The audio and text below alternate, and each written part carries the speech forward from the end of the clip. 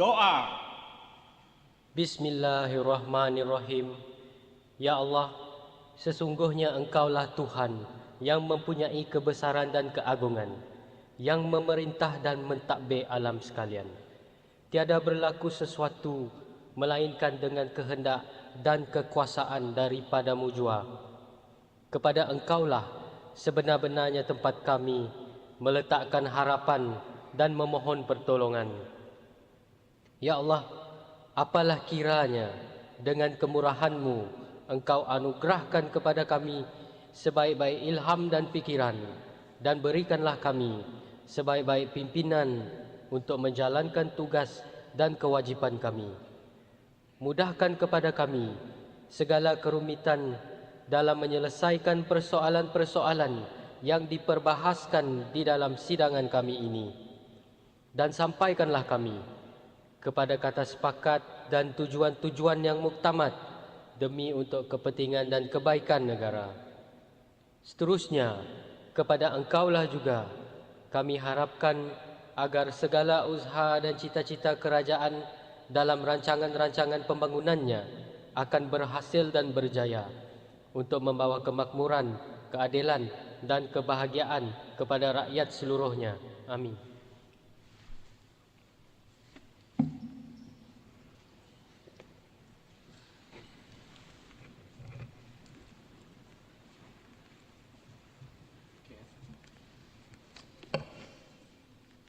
Pemasyuran daripada Tuan Speaker. Bismillahirrahmanirrahim. Assalamualaikum warahmatullahi wabarakatuh. Selamat pagi dan salam sejahtera.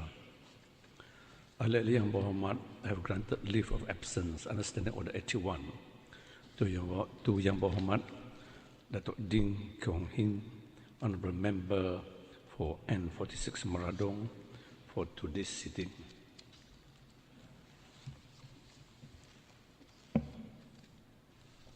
Pertanyaan-pertanyaan bagi jawapan-jawapan lisan.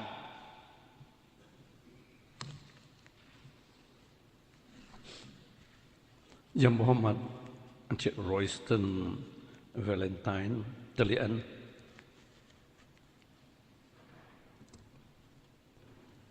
Terima kasih Tan Sri Datuk Pak Speaker. Soalan saya nombor 1, 56. 56. Terima kasih Tan Sri Speaker. Selamat pagi, salam sejahtera, salam Sarawakku sayang.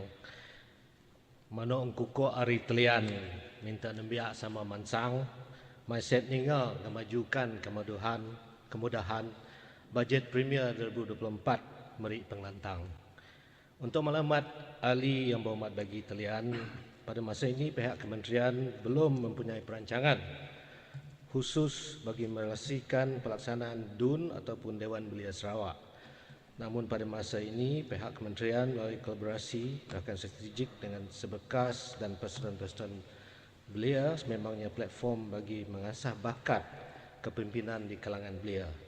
Antara program lain adalah program integrasi belia Sarawak di Johor dan Sabah dan jelajah belia Sarawak, kem kepimpinan belia dan lain-lain lagi bagi memantapkan pembangunan modal insan di kalangan belia Sarawak. Pihak kementerian juga telah bekerjasama dengan pihak Urbanize Malaysia bagi melaksanakan Youth Assembly Malaysia Urban Forum pada 2023 pada bulan lepas di Sarawak bagi usaha menjangkau bakat.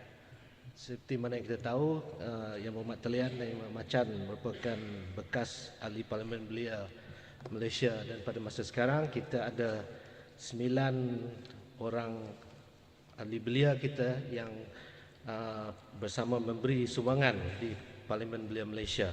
Di antaranya adalah Encik Saudara Muhammad Helmi Zamil, Abdul Azim bin Abdul Rahman, Muhammad Zul Haris bin Muhammad Fazil, Raden Khairul Zaman bin Radil Bustari, Rapunzel Anthony Jamuh, Muhammad Nur Iman bin Suib, Muhammad Syahran bin Muhammad Lin Zamri, Damia Mirza bin Sekwan dan Henry Lim Wing Ping. yang sekarang berkhidmat sebagai ahli parlimen belia, dan ini juga kita ingin memastikan supaya kita dapat merahsikan, dan the ministry wants to strive to ensure that the continued leadership to face challenges and development needs of Sarawak. That's why we need to have a lot more involvement of the youth. We also want to have a resilient, learned and skilled Sarawak workforce to be the catalyst and engine of growth for the future and prosperity of Sarawak. And most importantly, a uniting force as part of our Sarawak, in line with our Sarawak PCDS 2030 platform. Terima kasih. Terima kasih Tan Sri dan Puan Speaker. Kita harap cadangan untuk mewujudkan Dewan Belia ataupun Dun Belia itu kita dapat usahakan bersama di masa akan datang. Jadi di sini saya ada dua soalan tambahan. Apakah inisiatif baharu kementerian dalam meningkatkan perpaduan di kalangan belia kita, terutamanya bersama dengan negeri Sabah dan Semenanjung Malaysia? Dan soalan kedua saya, apakah program pembangunan belia yang telah digerakkan oleh pihak kementerian untuk membantu meningkatkan kemahiran dan kepimpinan belia Sarawak, terutamanya di Dun Talian? Terima kasih. Terima kasih Tuan Speaker. Untuk Maklumat Ahli Yang Berhormat Talian, sebagai usaha untuk meningkatkan semangat perpaduan di kalangan belia, terutamanya di wilayah Sarawak, Sabah dan Semenanjung Malaysia, Kementerian telah melaksanakan program Sarawak Johor Sabah Youth Exchange Program pada bulan lepas yang melibatkan 45 pemimpin belia dari ketiga wilayah. Kita percaya program berkenaan adalah penting di dalam mengasah bakat kepimpinan di kalangan belia di samping meningkatkan semangat perpaduan. Sehubung itu, pihak kementerian akan melaksanakan program berbentuk berkenaan di peringkat antarabangsa di masa hadapan melalui perancangan kita untuk Borneo Youth Summit 2024 yang melibatkan belia Malaysia, Brunei dan Indonesia. Kita juga baru-baru ini telah mengadakan sukan perpaduan bersama juga dengan warga Kementerian Belia dan Sukan, di mana Menteri sendiri telah hadir bersama, dan kita akan bersama membentangkan kertas kerja pada Global Muslim Business Forum 2023 daripada 28 hingga 30 November ini di BCCK. Untuk soalan yang kedua, untuk Maklumat Ahli Yang Berhormat bagi Talian, pihak kementerian sentiasa bekerjasama dengan agensi dan pertubuhan bukan kebangsaan dalam membantu meningkatkan kemahiran dan kepimpinan belia di Sarawak. Antara program yang telah dirangka dilaksanakan di bahagian Mukah yang turut melibatkan belia dari kawasan Talian adalah seperti berikut. Program Belia Kasih Ramadan pada 12 April 2023, khusus kepimpinan dan pengurusan organisasi pada 7 hingga 8 Jun 2023, You've Got Skills and Mukah pada 17 hingga 18 Jun 2023, dan pada bulan Disember ini iaitu 9 hingga 10 Disember nanti kita akan mengadakan program MySet Go University. Sekian, terima kasih. Yang Berhormat Encik Muhammad Cik Kadir Kabung.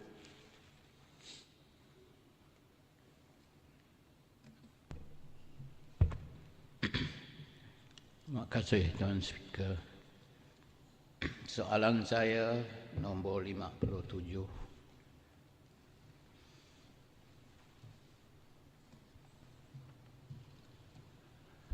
Selamat pagi, salam Sarawak maju makmur. Yang Berhormat Tan Sri Datuk Mas Speaker, untuk makluman ahli yang berhormat bagi Kabung, sehingga 3 November 2023 sejumlah 152 projek RTP telah dilulus untuk kawasan Dun Kabung dengan jumlah shilling sebanyak ringgit Malaysia 36,480,000. Status pelaksanaan projek adalah seperti berikut. Daripada 152 projek tersebut, 5 projek ataupun 5.3% berstatus belum mula. 3 projek atau 8.6% berstatus dalam perancangan. 25 projek ataupun 17.8% berstatus dalam pelaksanaan, manakala selebihnya iaitu 105 projek sudah siap ataupun 69.1%. Antara sebab 21 projek di Dun Kabung belum dilaksanakan adalah seperti berikut. Nombor 1, dalam proses pindaan projek, notis perubahan, that means a notice of change. Yang kedua, dalam proses pertapakan. Yang ketiga, dalam proses penyediaan dokumen atau reka bentuk. Dan keempat, dalam proses cabutan undi. Bagi memastikan projek-projek tersebut dapat dilaksana dan disiapkan seperti yang dirancang, maka tindakan-tindakan berikut akan diambil. Nombor 1, mempercepatkan proses permohonan notis perubahan ataupun notice of change untuk pindaan projek. Dan kedua, mengadakan penyelarasan dengan lebih kerap antara pejabat residen, YB Adun, agensi pelaksana dan agensi berkaitan serta penduduk setempat. And I'd just like to emphasize here that the Pusat Khidmat for the respective Adun also plays a very important part here.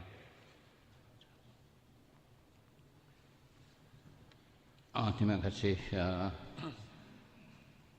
atas jawapan. Saya ada satu sahaja soalan tambahan.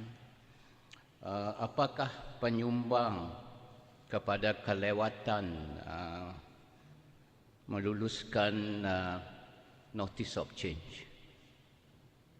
Kenapa ianya lambat dilulus? Itu saja. Terima kasih kepada Yang Berhormat Kabung. The notice of change has got to go through a process whereby there is a procedure which has been issued by SIMU, whereby if a notice of change is done after the first year, then it has to be referred to the EPU. So it very much depends on the initiative of the respective ADUN to notify or issue the notice as early as possible, so that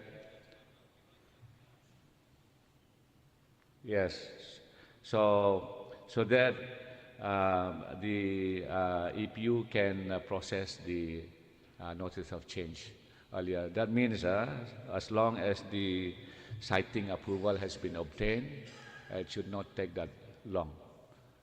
Thank you. Yang Berhormat Encik Friday Bilik Krian.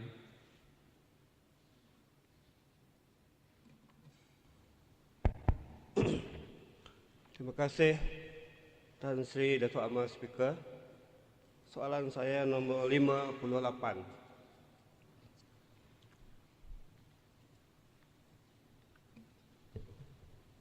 Terima kasih Datuk Amar Speaker. Terima kasih Yang Berhormat bagi Krian. Assalamualaikum warahmatullahi wabarakatuh. Salam sejahtera dan salam Sarawak maju makmur. Untuk menjawab soalan Yang Berhormat bagi Krian, kawasan Kabur yang dimaksudkan adalah merujuk kepada kawasan Sungai Kerian dan Sungai Kabur, Seratok, yang telah diwartakan sebagai Reserve Komunal Bumi Putera Pertanian di bawah Seksyen 6 Kanun Tanah Sarawak melalui Sarawak LN 308 bertarikh 2 November 2015 berkeluasan lebih kurang 1,032 hektar atau 2,550 ekar.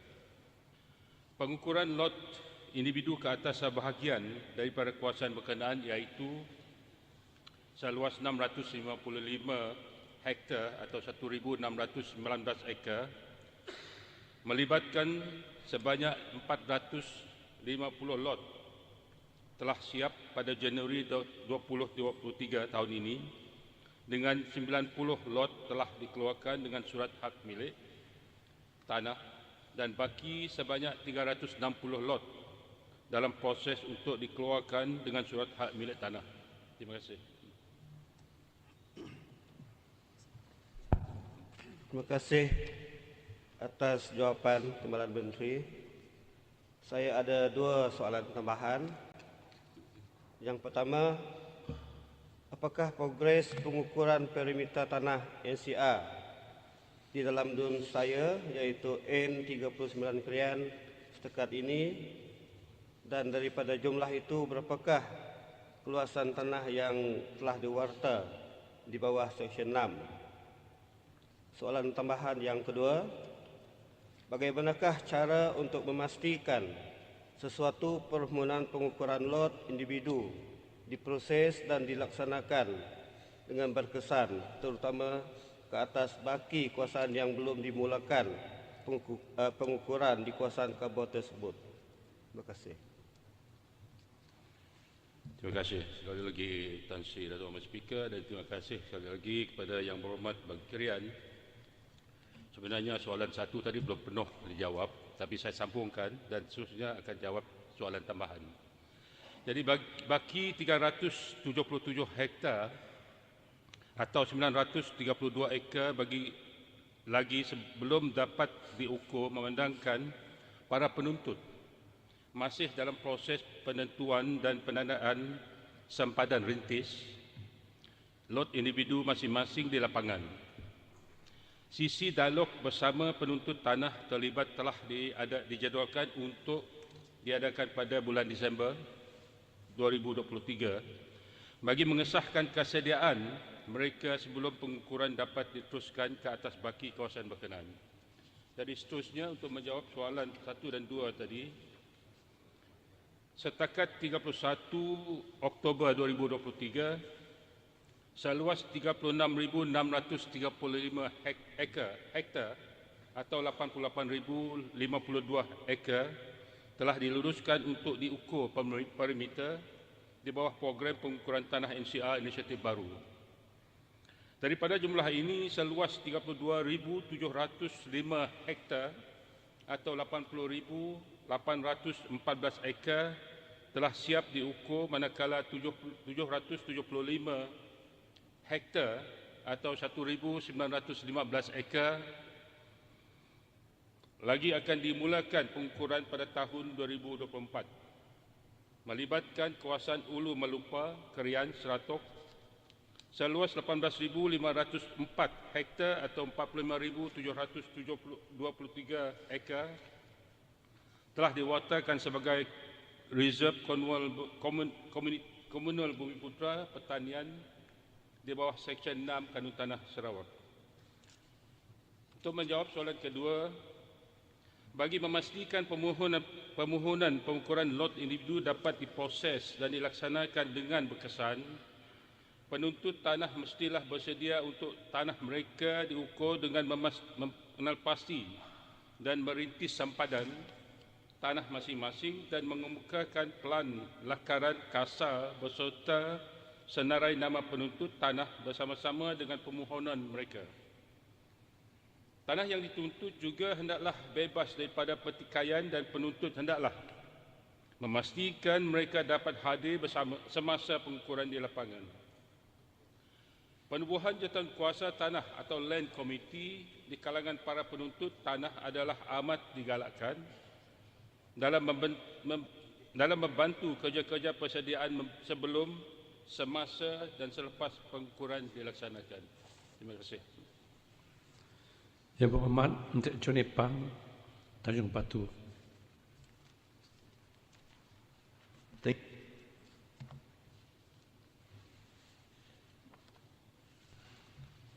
Thank you, Tan Sri Dato' Ahmad Speaker. Soalan saya nombor 59.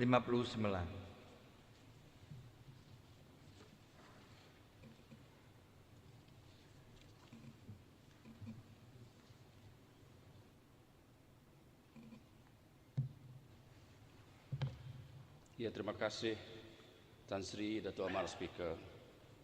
Terima kasih Ahli Yang Berhormat bagi Tanjung Batu for the information of the Honourable Member for Tanjung Batu.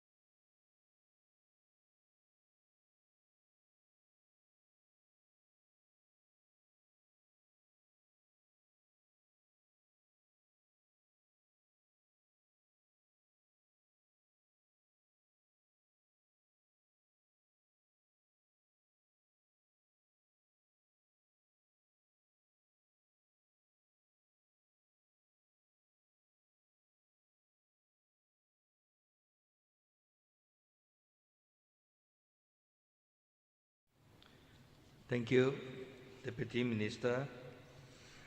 Tan Sri Dato' Amar Speaker, I have two supplementary questions.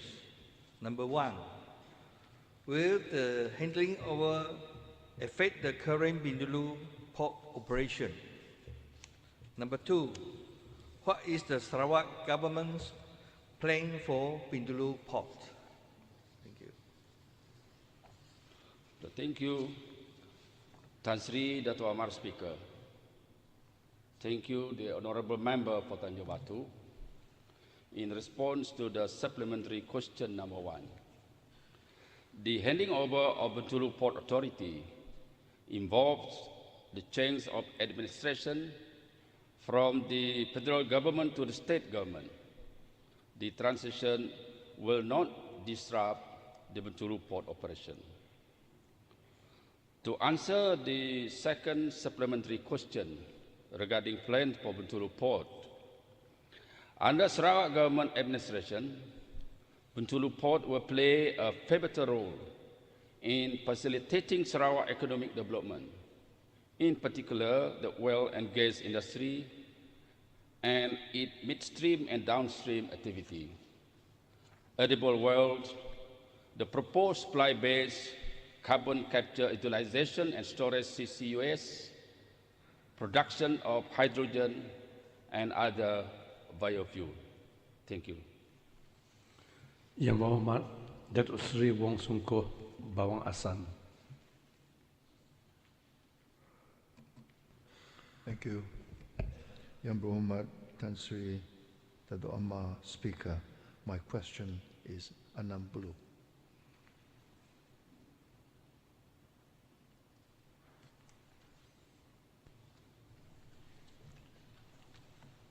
Thank you, Tan Sri Dato' Amar Speaker, and also Yang Berhormat for Bawang Asan, my neighbour. Tan Sri Dato' Amar Speaker, with regards to the free education for our tertiary institutions, which has been announced by Yang Amat Premier in August, this is a very massive policy because it means a lot for our future generations. Since then, our ministry has currently engaged with the main stakeholder of this, in particularly the state-owned higher institutions like 13, Swinburne, UTS, Santex, as well as ICATS. And also with the Economic Planning Unit, the State Financial Secretary, as well as Yayasan Sarawak and Jabatan Pendidikan Negeri Sarawak. 3 labs has already been done to deliberate on the strategies of the implementations of this noble policy. Thank you. Thank you, Yang Berhormat Deputy Minister. Yang Berhormat Tan Sri Dato' Amar Speaker, I have 2 related supplementary questions. They may be too premature, but I still want to ask these supplementary questions. How would the free education be implemented come 2026? Will all the existing students enroll in all our IPTS being given free? Or would just the first new intake on 2026 be entitled to such a privilege? Question number 2, a related question to education. We know that the government is setting up 5 international colleges in each of the major divisions in Sarawak. Would such students in international colleges be entitled to free education? Thank you.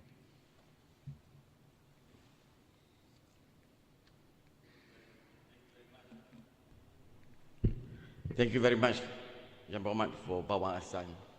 The first question is in regards to the current students who are already in year 2 or year 3, comes the year 2026, when this policy has been implemented, whether they are also able to benefit from free education. Of course, Tan Sri Dato' Ahmad Speaker, because by then we will know how many students in each of the universities, which the capacity currently is about 4,000, and therefore, if all of them are given free, that means we have about 25,000 students. The whole state of Sarawak will benefit from this free education. For question number 2, with regards to the international school, the main objective of this international school is, number 1, to give a chance, particularly the low-income group, particularly the rural students, to benefit from international school. Therefore, it is important, or it is one of the main objectives, that they will be able to enroll to all the universities, in particularly the state-owned university. So with this policy, it's actually a parallel where we start with the international school, and by the year 2026, hopefully, we'll be able to provide a free tertiary education to all the students in Sarawak. Thank you very much, Tan Sri. Yang Berhormat Encik Nicholas Kudi, balik.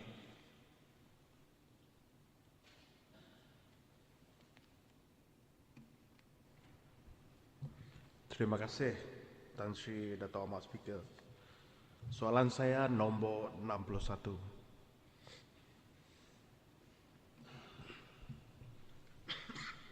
Terima kasih, Tan Sri Dato' Ahmad Speaker. Izinkan saya untuk turut mengucapkan tahniah atas lantikan semula Tan Sri Dato' Ahmad Speaker sebagai Speaker Dewan yang mulia ini. Untuk makluman ahli yang berhormat bagi balik, proses pengambilan balik tanah adalah mengikut prosedur yang telah ditetapkan oleh Kanun Tanah Sarawak, dan sekiranya tanah yang terlibat dengan tapak telekomunikasi ini tadi, projek telekomunikasi, tertakluk kepada tuntutan native customary right ataupun NCR yang sahih. Ini yang sahih, NCR yang sahih. Kadar pampasan tanah adalah berdasarkan kepada nilai pasaran yang telah dinilaikan oleh Jabatan Tanah dan Survey.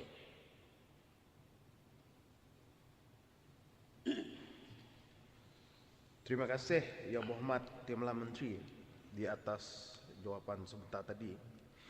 Saya ada dua soalan tambahan. Pertama, berapakah jumlah menara telekomunikasi yang telah dirancang dan akan dilaksanakan di kawasan Dun Baleh? Manakala soalan kedua, bilakah menara-menara tersebut dijangka beroperasi? Terima kasih ahli yang berhormat bagi balik. Ini merupakan ahli yang hormat, yang prihatin, ingin kemajuan yang baik untuk kawasan. Pastikan bahawa kerjaan GPS ini kerjaan yang amat baik. Tidak ada kawasan yang ditinggalkan. Bahkan yang jauh kita bagi dengan kemudahan yang amat baik. Bagi Dun Baleh, jangan risau. Banyak tower telekomunikasi telah dirancang dan akan dibina di Baleh, iaitu 40 buah di antara kawasan yang mendapat perhatian yang amat baik. Dan bagi soalan yang kedua tadi, ini soalan yang amat subjektif. Bila ia dapat beroperasi, menara tersebut akan beroperasi sepenuhnya secara berperingkat sehingga suku keempat tahun 2024. Dan ini pula tertakluk kepada masalah izin lalu dan pengambilan tanah untuk tapak projek. Terima kasih. Yang berhormat Encik Lidam Asan Katibas. Tan Sri Utama Speaker, my question is number 62.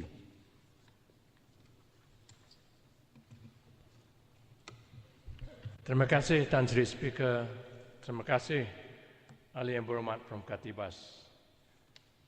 For the information of Ahli Yang Berhormat from Katibas and the honorable members of this August House, Kapit Council covers 3 administrative districts, namely Kapit, Song, and Belaga, which is approximately the size of the state of Pahang, around 38,000 square kilometers. As such, it is extremely difficult to provide an effective and efficient waste collection system for such a big area with limited manpower and accessibility. However, Kapit District Council is in the process of extending its scavenging services in Song District that are already linked by road, especially in areas at Jalan Takan Anti Rumah Jala, including new resettlement scheme Deret, Jalan Song Sibu until Sibulo, and Jalan Song Kapit until Lajan and Embuau area. As Ahli Yang Berhormat for Katibas is also aware, Kapit District Council have completed the construction of 1 new bin center at the junction of SK Nangatelamat and a new bin center along Embuau area. The rubbish collection services for these areas will commence anytime this month with a frequency of collection of 3 times per week.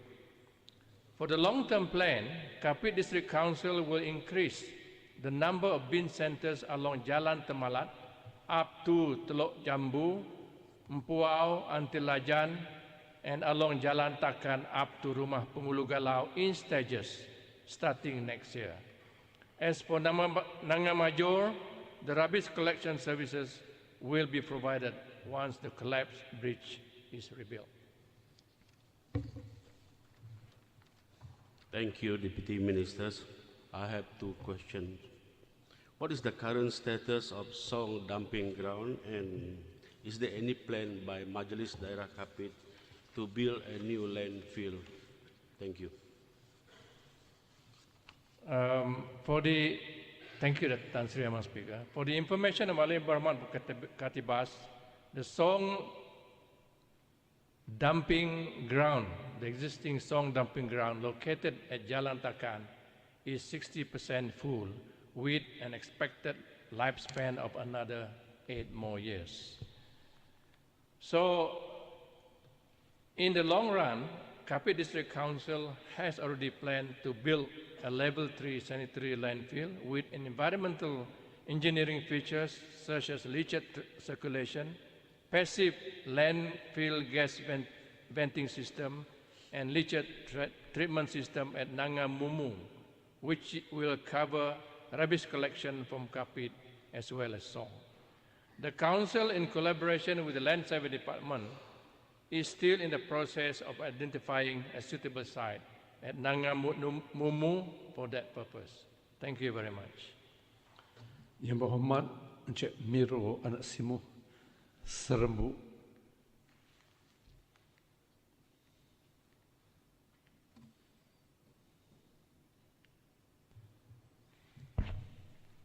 Terima kasih Tan Sri Dato' Mas Speaker. Soalan saya di nombor 63.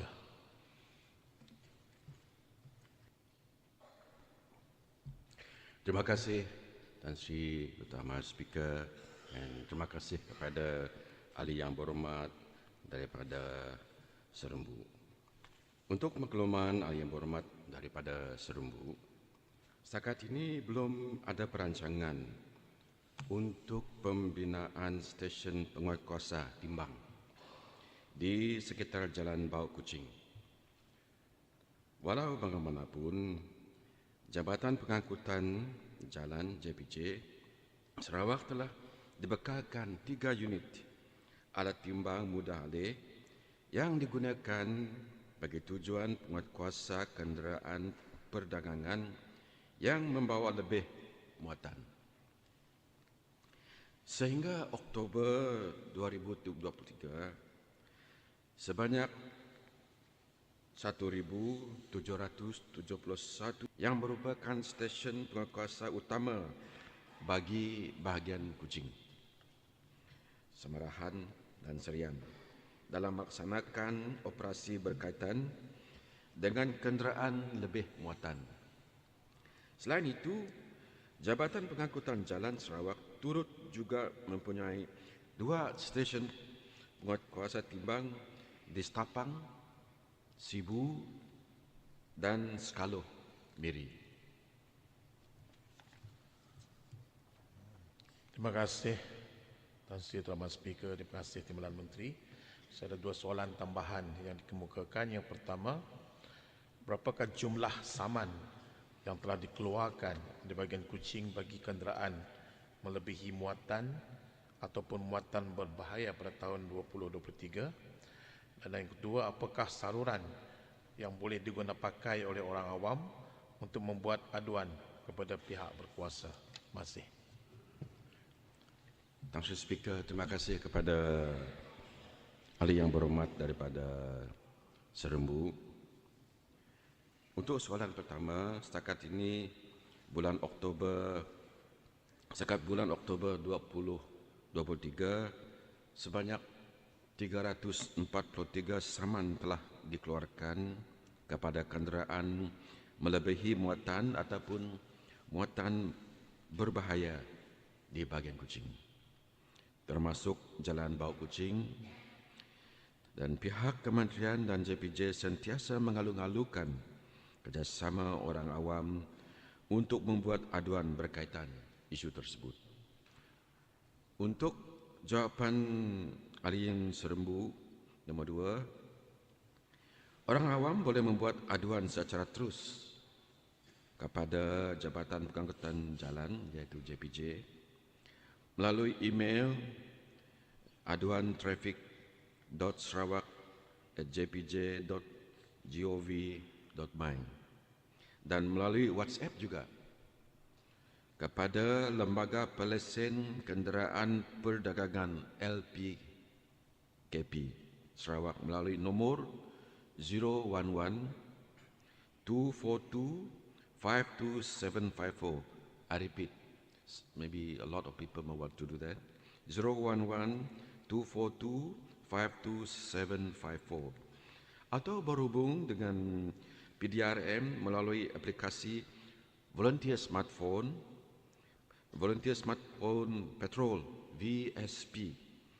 Dan selain itu, orang awam juga boleh membuat aduan kepada JKR Sarawak, and they have a platform called Road Care melalui nombor WhatsApp 011-701-71777 dan 011-701-72777. Ahli Serembu sudah ada nombor, tangkap nombor.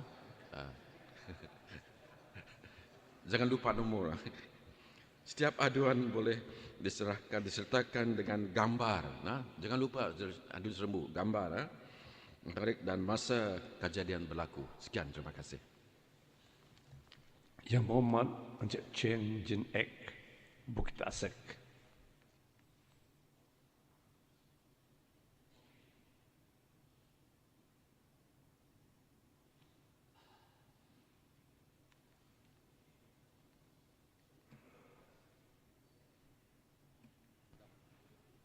Thank you, Tan Sri Dato' Ahmad Speaker.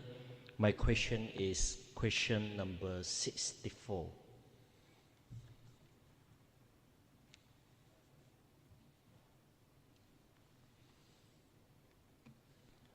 Terima kasih Tan Sri Dato' Ahmad Speaker.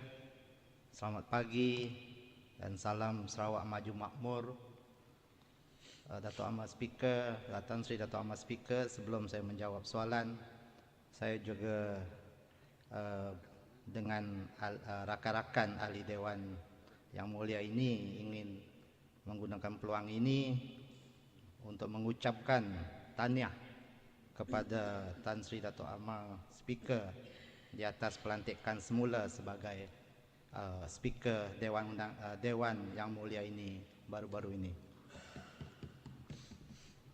For the information of the Honourable Member for Bukit Asik, rabies is a fatal disease that affects both human and animals. Since 2021, the number of human fatality stood at 20 out of 22 cases in Cebu Division as of October 31st, 2023. Meanwhile, the number of positive animal rabies cases in Cebu Division stood at 27 out of 83 cases of samples collected in the last 3 years. The Sarawak government has implemented several preventive measures to overcome the spread of this fatal disease as well as to prevent human fatality. The measures taken are as follows. 1. Control of rabies in dogs by anti-rabies vaccination. 2. Increase rabies awareness programs. 3. Control of stray dogs population through dog removal from the streets as well as neutering campaign. 4. Enforcement of veterinary Public Health Ordinance 1999 and dog licensing by law by local council and effective control of free roaming dogs under Section 37. 5. Conducting licensing and microchipping program between local council and the Department of Veterinary Services Sarawak. 6. Integrated bite case management including post-exposure prophylaxis or PEP treatment. 7. Immune belt enforcement team or IBET. 8. Increase the number of post-bite clinics in Cebu Division from the existing 3 to 6 public health facilities since July 2023. And 9. Sarawak Forestry Corporation or SFC alert system of any reported wild or bearded pig death on any possible spillover of rabies to wildlife. Sekian, terima kasih. Thank you, Yang Berhormat Deputy Minister. Tan Sri Dato' Amat Speaker, I have 2 supplementary questions. Question number 1, despite carrying out various preventative measures, why does rabies cases continue to occur? Number 2, what are the challenges faced by the department in carrying rabies eradications? Thank you for the 2 supplementary questions from the Honourable Member for Bukit Asik. Question 1, rabies cases continue to occur due to the following reason. 1. High number of stray animal population, especially the unvaccinated and unneutered dogs, contributed significantly to the spread of rabies. 2. Low awareness and education. 3. Human behavior. People may not always follow guidelines regarding pet vaccination or may not seek medical attention promptly if bitten by rabid animal. Lack of responsibility pet ownership lead to low awareness on the importance of vaccinating their pets against rabies. Delay in seeking medical attention or did not go to hospital after a potential exposure. Unsafe interaction with animals and lack of knowledge about the risks associated with handling or approaching animals, especially stray or wild animals, can lead to unsafe interaction. ineffective bite wound management. And 4, resistance to control measures. Low awareness lead to resistance or opposition to vaccination campaigns or control measures due to fear, mistrust, or misconception about the safety and the efficacy of vaccine. To your question number 2, rabies eradication is complicated and challenging task for health and veterinary department. Our challenges faced in carrying out rabies eradication efforts include high stray and free roaming animal population. Stray dogs and cats serve as reservoir for the rabies virus. Low compliance among pet owners resulting in incomplete coverage despite all the programs organized by the department. Public apathy and awareness. Lack of apathy and awareness about the importance of vaccinating pets, recognizing rabies symptoms, and seeking prompt medical attention after a potential exposure can contribute to the persistence of the virus. Resistance by the NGOs and some communities. In some cases, communities resist or oppose vaccination campaigns due to cultural belief, misinformation, or concern about the safety of the vaccine. Resistance from the NGOs for targeted removal of stray hampered the efforts to control the unvaccinated strays in the city. Transboundary movement of animals. The movement of animals across borders contributed to the spread of rabies. And finally, lack of manpower. All-out mass vaccination is proven to be effective. However, DVS is lack of manpower to carry out the task, and most of them do multitasking as an enforcement, port health, quarantine, livestock development, and extension programs. Therefore, interagency collaboration is crucial to eradicate this disease. Thank you. Yang Berhormat Datuk Ibrahim Baki Satok. Thank you, Yang Berhormat Tan Sri Datuk Ahmad Speaker. My question is question number 65.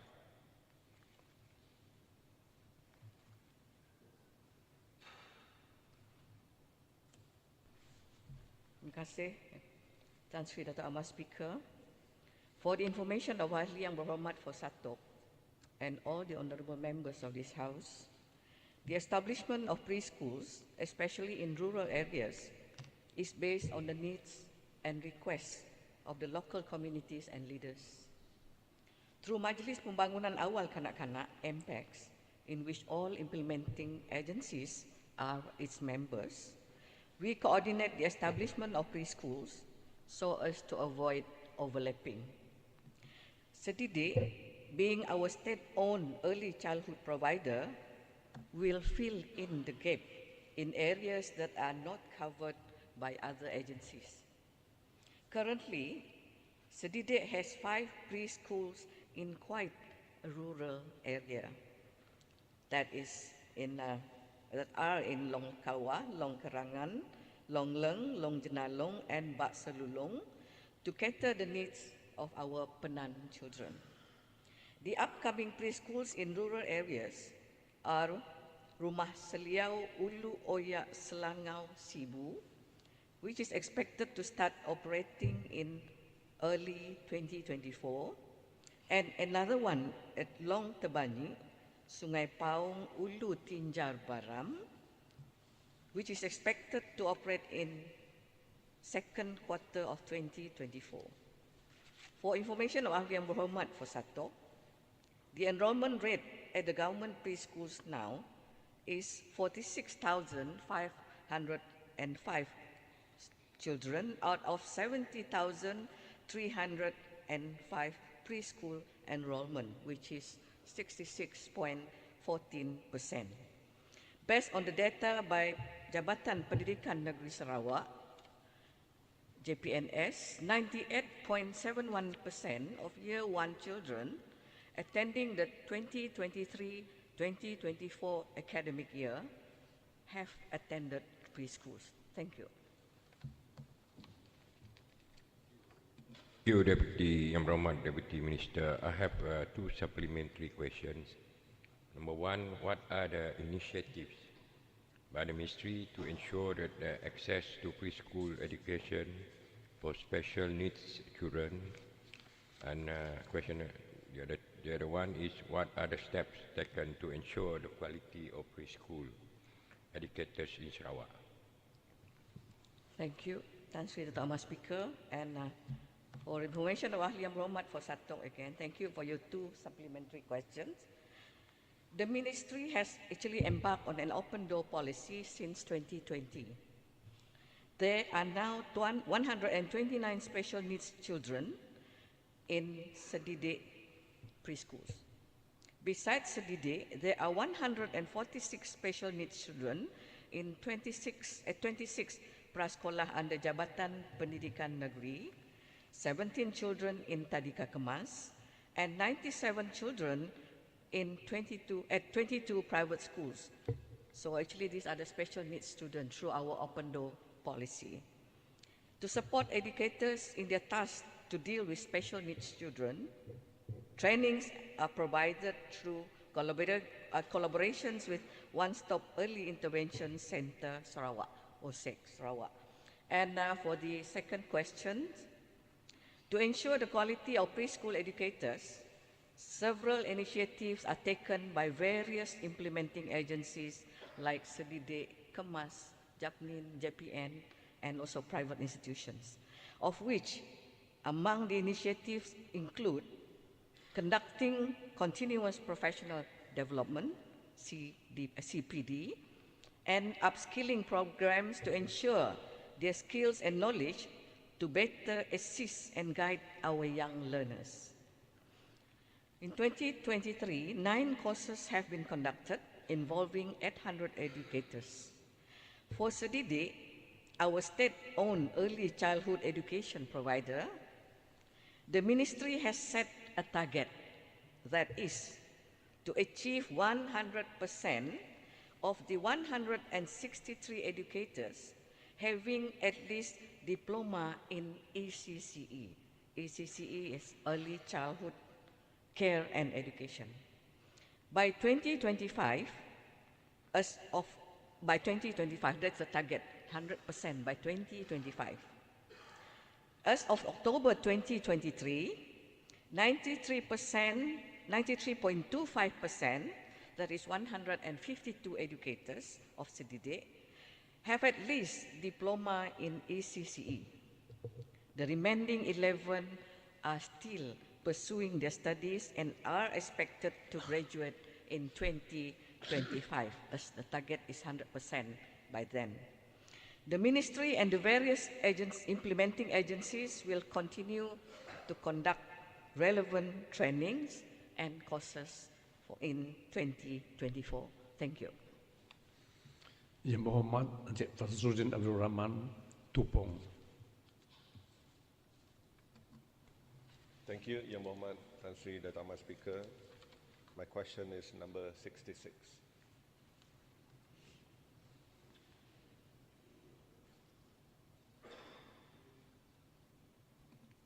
Thank you, Tan Sri Dato' Ahmad Speaker, sir.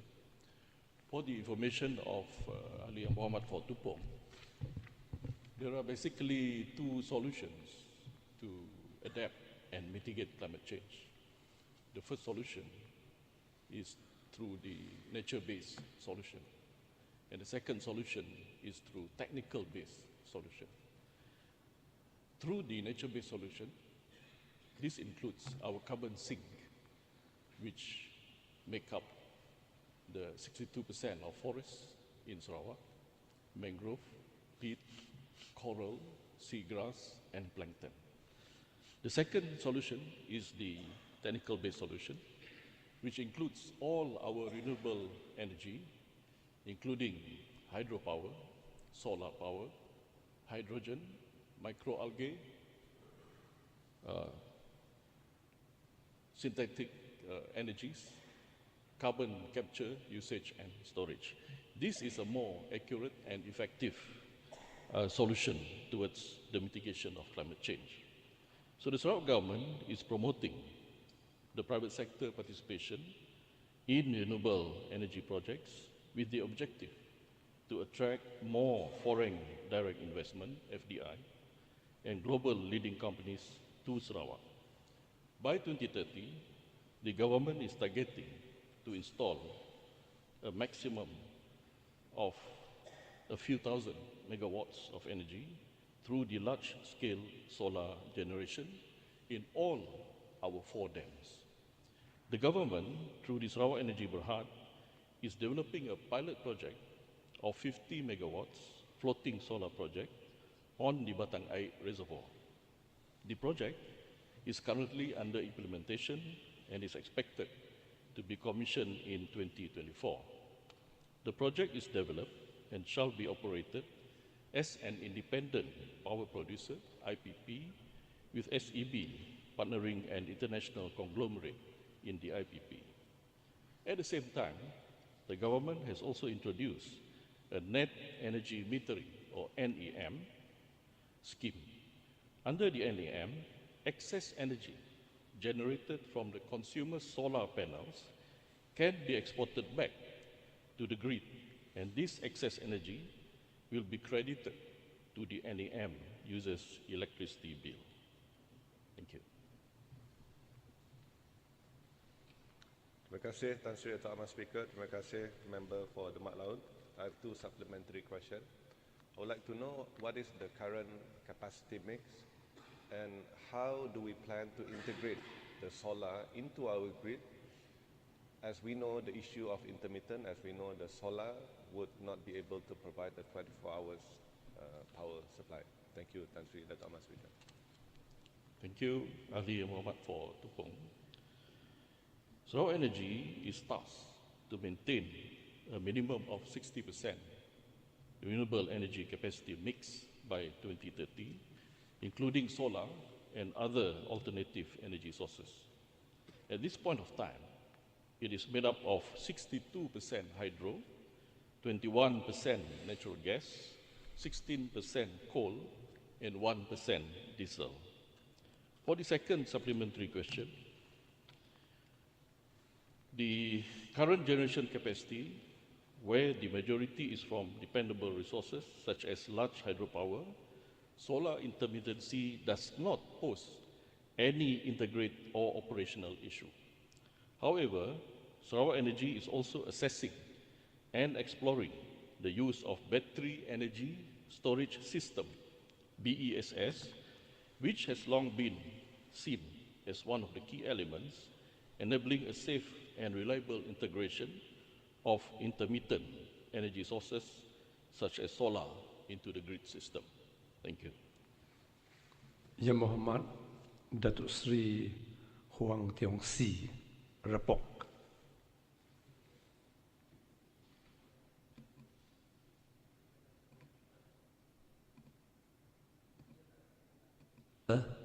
My question is number 67.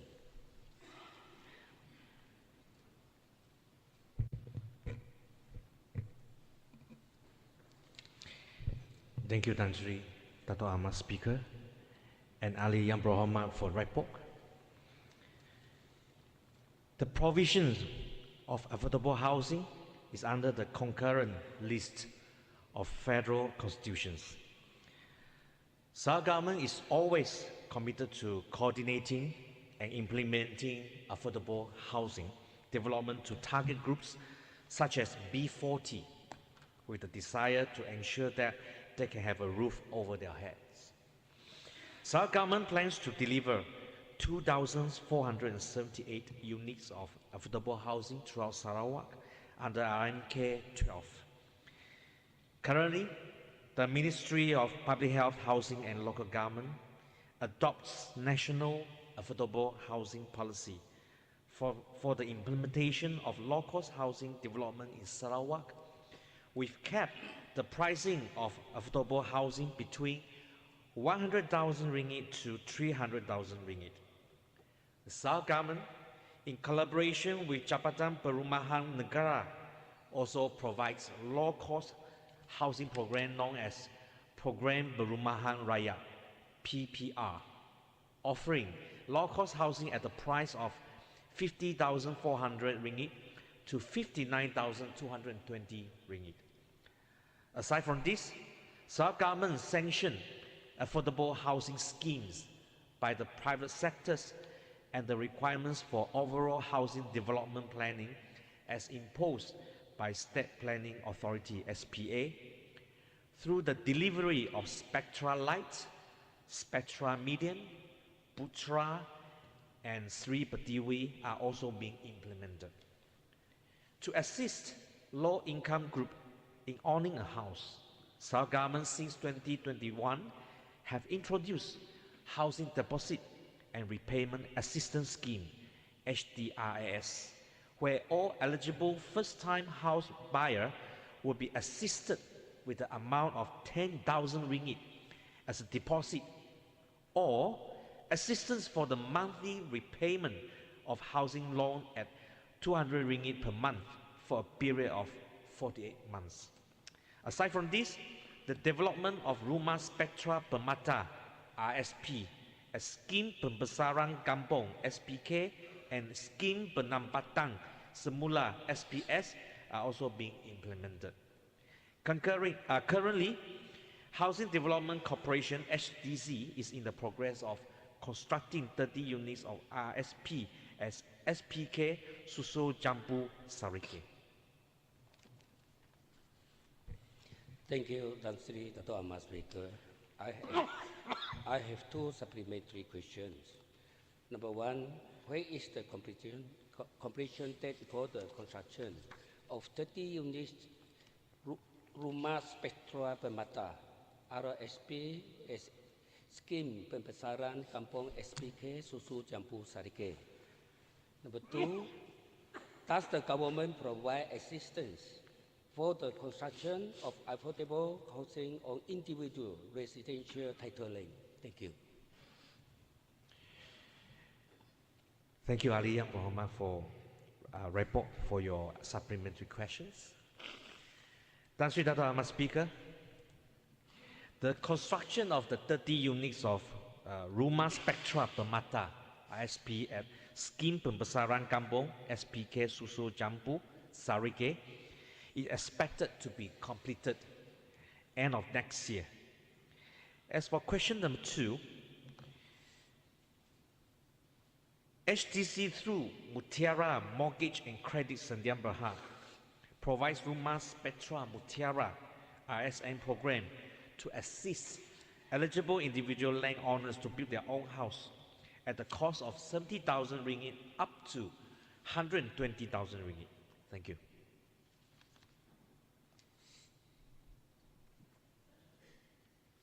Ali Muhammad, question time is up.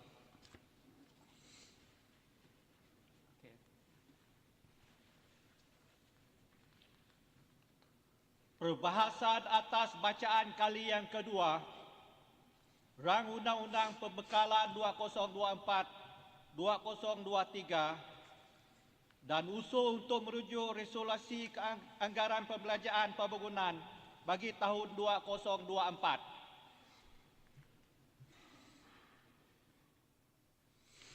Ali Muhammad, the question is that the supply 2024 Bill 2023 be read a second time, and the motion to refer the resolution on the development estimates 2024 be passed and referred to the Committee of Supply. Ali Muhammad, 3 days, that is today, tomorrow, and Friday, are set aside for members to debate on the Supply 2024 Bill 2023 and the motion to refer the resolution on the development estimates 2024. Ali Muhammad, understanding Order 318 I hereby impose 20 minutes for any member who wishes to speak today. Ahli yang berhormat, priority is given to the new honourable member for N67 Jepak to enable him to deliver his maiden address.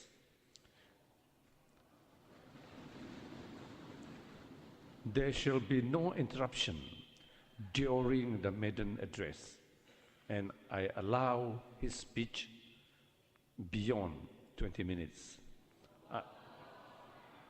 I shall now call upon the honourable member of Jepak to address. Terima kasih Datuk Amal Speaker. Bismillahirrahmanirrahim. Assalamualaikum warahmatullahi wabarakatuh. Waalaikumsalam. Salam sejahtera dan salam Sarawakku sayang. Pertama kali saya ingin memanjatkan syukur kepada Allah SWT kerana berkat limpah kurnianya kita dapat bersama-sama hadir di Mesyuarat Kedua bagi Penggal Kedua Dewan Undangan Negeri Ke-19 ini. Tahniah Terima kasih Datuk Amat Speaker di atas pelantikan semula, dan ini jelas menunjukkan pengalaman dan kebijaksanaan. Terima kasih Datuk Amat Speaker, tiada tandingannya dalam mengendalikan sesi perbahasan Dewan yang mulia ini. Terima kasih juga kepada Tan Sri Datuk Amat Speaker kerana memberi peluang kepada saya untuk menyampaikan ucap tamak saya bagi mewakili suara warga Jepak di dalam Dewan mulia ini. Di kesempatan ini juga saya ingin mengucapkan terima kasih kepada keluarga Allahyarham Datuk Talib Zulkifli di atas sokongan yang tidak berbelah bagi kepada Allahyarham sepanjang 30 tahun bila menjadi wakil rakyat Dun Jepak. Perjuangan dan pengorbanan beliau sepanjang perkhidmatan tidak akan disesiakan, kerana saya sendiri akan memastikan ianya akan tetap diteruskan dan diperjuangkan demi warga Jepak. Terima kasih Datuk Amat Speaker. Terlebih dahulu saya ingin mengucapkan setinggi-tinggi penghargaan dan terima kasih tak terhingga kepada Yang Amat Berhormat Premier dan barisan-barisan pemimpin di bawah gabungan Parti Sarawak iaitu GPS, kerana telah memberi kepercayaan dan mandat sepenuhnya kepada saya untuk bertanding di bawah panji GPS di kawasan Dun Jepak yang lalu.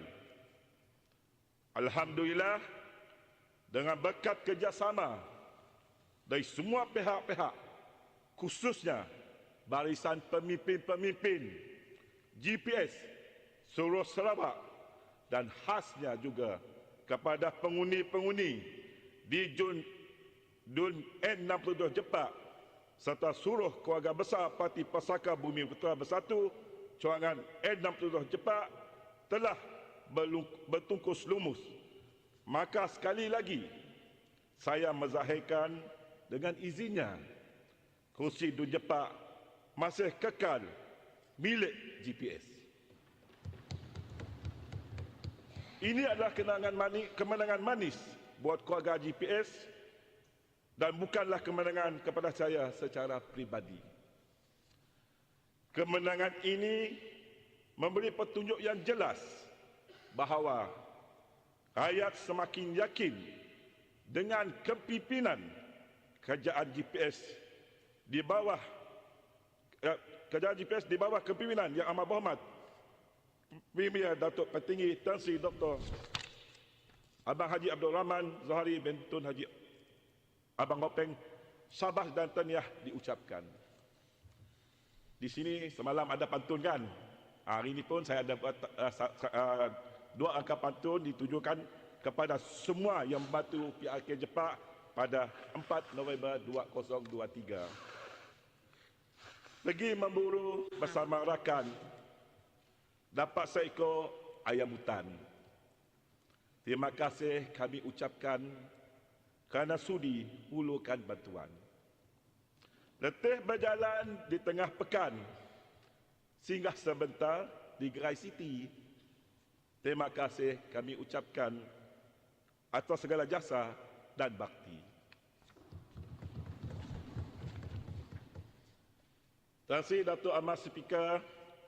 Kita percaya dan yakin bahawa kuasa mutlak dan hakiki dalam politik adalah dari rakyat.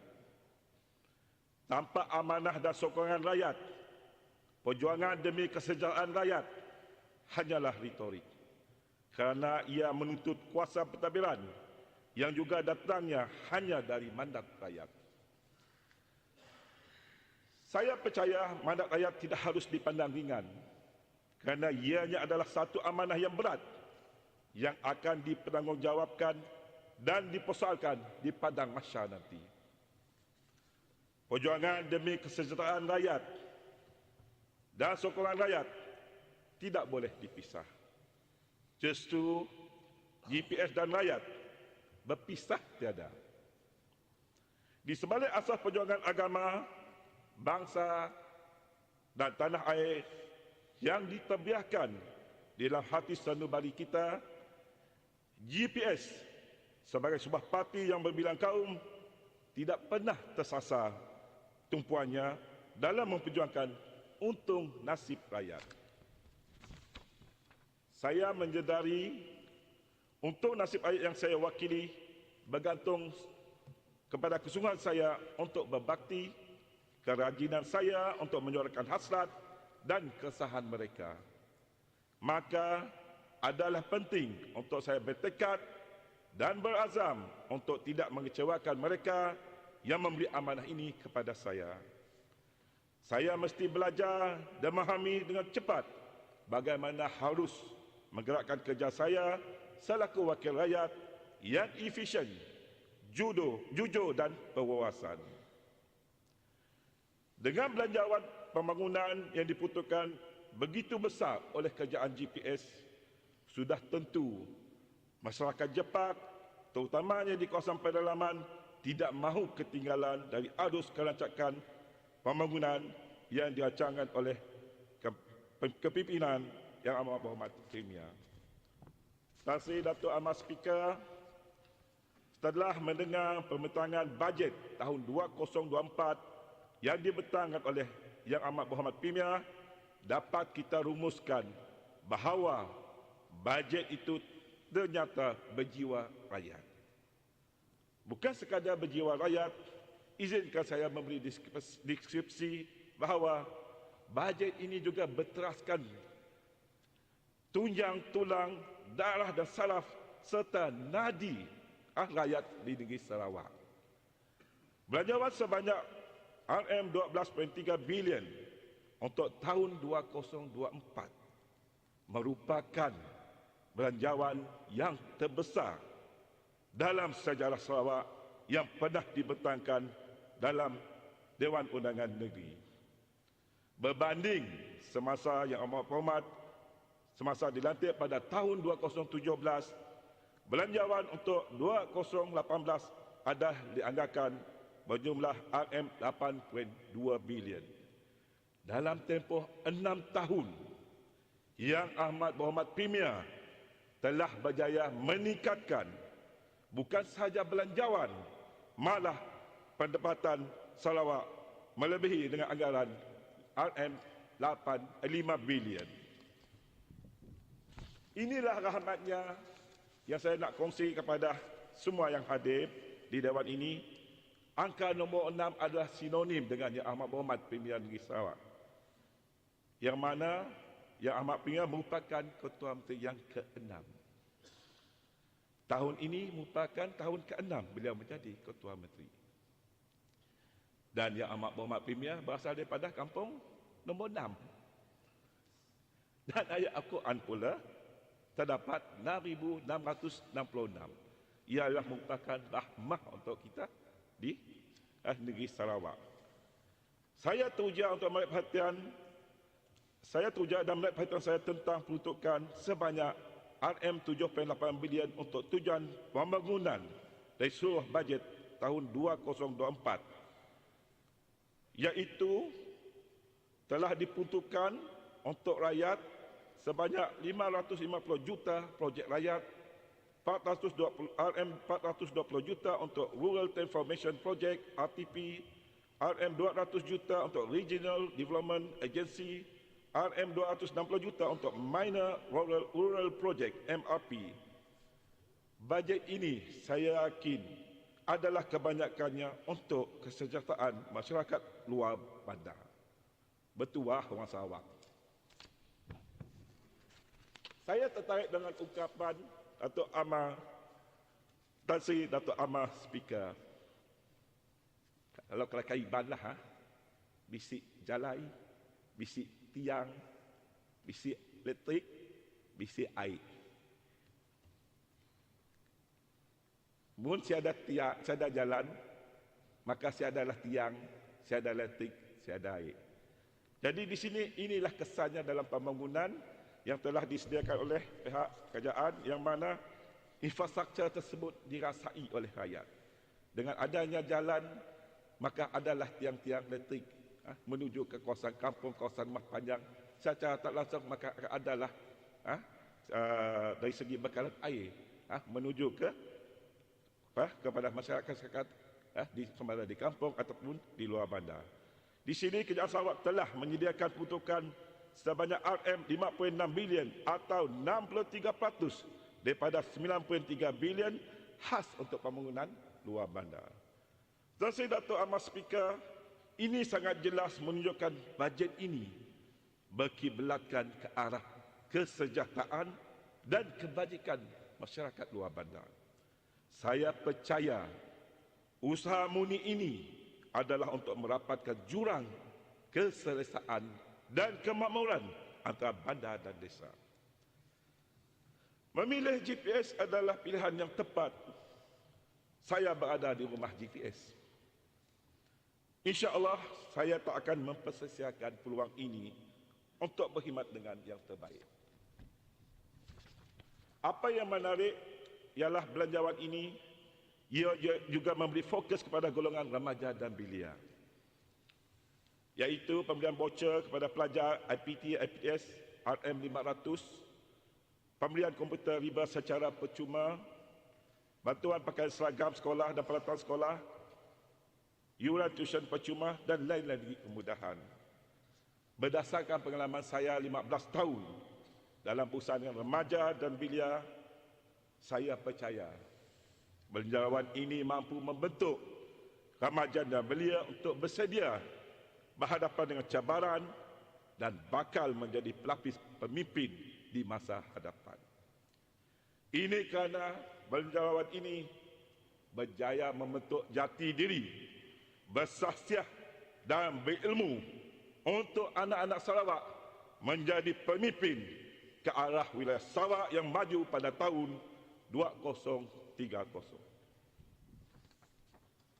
Dalam kepesatan pembangunan negeri ini, maka kewujudan Undang-Undang Ombudsman adalah penting berperanan memastikan pelaksanaan tabik urus yang terbaik dan diyakini rakyat. Tan Sri Datuk Amar Speaker, sebagai wakil rakyat Dun Jepak, saya akan melakukan yang terbaik dalam menghadapi pembangunan yang pesat di Bintulu dan yakin Bintulu adalah merupakan bandar penting serta penyumbang ekonomi dan kemakmuran yang telah dirancangkan oleh Kerajaan Negeri Sarawak. Maka sehubungan itu adalah menjadi hasrat warga Jepak untuk memohon agar dibina sebuah institusi latihan kemahiran bagi melekapkan belia Jepak dengan skill yang bersesuaian keboleh pasaran mereka dengan industri yang sedia ada atau baru di Bintulu. Ini kerana Bintulu akan menjadi tumpuan bagi industri penyerapan penggunaan dan penyimpanan karbon baharu negeri serta penghasilan hidrogen dan bahan api yang lain.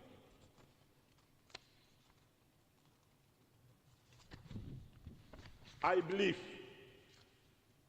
new challenges require or demand for new approach and solution.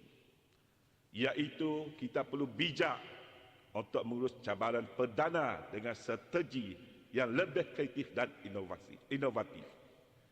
Ini mencakupi dengan luas sama ada menyentuh aspek peluang pekerjaan, pelaburan dan pekerjaan serta pendidikan sehingga menyentuh aspek kesejahteraan sosial. Tuan Sri Datuk Amar Speaker, saya juga menghargai usaha kerajaan di bawah pimpinan Yang Amat Berhormat Premier yang berjaya mengambil alih pelabuhan Bintulu. Impak daripada langkah ini, Bintulu akan bertambah maju dan yakin kerajaan Sarawak akan berjaya meletakkan pelabuhan Bintulu setara dengan pelabuhan antarabangsa yang lain dengan mengubahkannya sebagai hub pengangkutan di rantau Asia Pasifik. Selain itu, diharap projek pembangunan Jepak Jaya akan menjadi bandar lebih progresif dan dinamik. Ini dibuktikan dengan pembinaan pusat pentadbiran bahagian Bintulu yang baharu. Manakala Jabatan Bintulu Jepak akan mengacakkan lagi pembangunan dan ekonomi di kawasan Jepak. Jepak Jaya akan dibangunkan sebagai pusat komersial yang baru yang lengkap semua kemudahan asas termasuk perumahan. Tahun ini merupakan ulang tahun Sarawak merdeka ke-60 tahun dan seluruh masyarakat Sarawak yang berbilang kaum dan agama seharusnya berbangga kerana telah membina sebuah wilayah majmuk yang harmoni, aman dan masyarakat yang mesra dan akrab. Saya mewakili warga Jepak dengan tegasnya menolak sekeras-kerasnya segala pelakuan, tindakan dan unsur-unsur yang menimbulkan kebencian, buruk sangka, fitnah yang melampau dan berbau perkauman yang tiada tempat di bumi Sarawak ini. Oleh itu, sama-samalah kita menyemarakkan semangat patriotik, cinta bumi kenyalang Ibu Pertiwi Sarawak, sekaligus memperkasakan jati diri, kesetiaan dan keazaman kita untuk membina Sarawak yang cemerlang dan terbilang di negara ini. Sebagai mana amanat Yang Amat Berhormat Premier, warisan kepimpinan yang diletakkan pada bahu anak Sarawak itu harus diperkasakan agar negeri ini maju, aman, makmur serta dikenali masyarakat serantau dan dunia luar. Tuan Sri Datuk Amar Speaker, akhir kata, sekali lagi saya ucapkan tahniah Tuan Sri Datuk Amar Speaker di atas profesionalisme dan kebijaksanaan dalam mengendalikan sesi Dewan yang mulia ini. Saya doakan semua ahli-ahli dalam Dewan ini, semua warga kerja Kerajaan Negeri Sarawak dan masyarakat di luar sana sentiasa di bawah rahmat Allah Subhanahu Taala. Di sini juga saya mengambil kesempatan untuk mengucapkan secara in advance selamat menyambut Hari Krismas dan Tahun Baru kepada semua. Sebelum menamatkan ucapan bahas saya pada pagi ini, suka saya mengingatkan semua dengan pantun dan amanat arwah Tok Nan. Iyo gading pucak mahligai, sayang ketupat berisi inti, hancur badan tulang berkecai, belum dapat, belum ku berhenti. Jaga Sarawak Tok baik-baik. Siapa lagi munsik kita orang Sarawak? Sarawak pun jaganya. Arah hati sayang yang tulus. Demi rasa marak semilu. Darah GPS dicincang takkan putus. Demi bangsa, Sarawak didahului. Sekian, terima kasih. Tuan Sri Datuk Amar Speaker.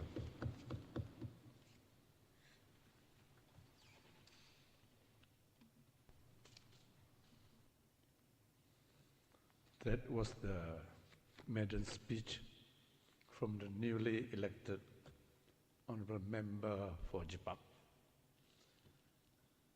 Now I call upon honorable member for Daro.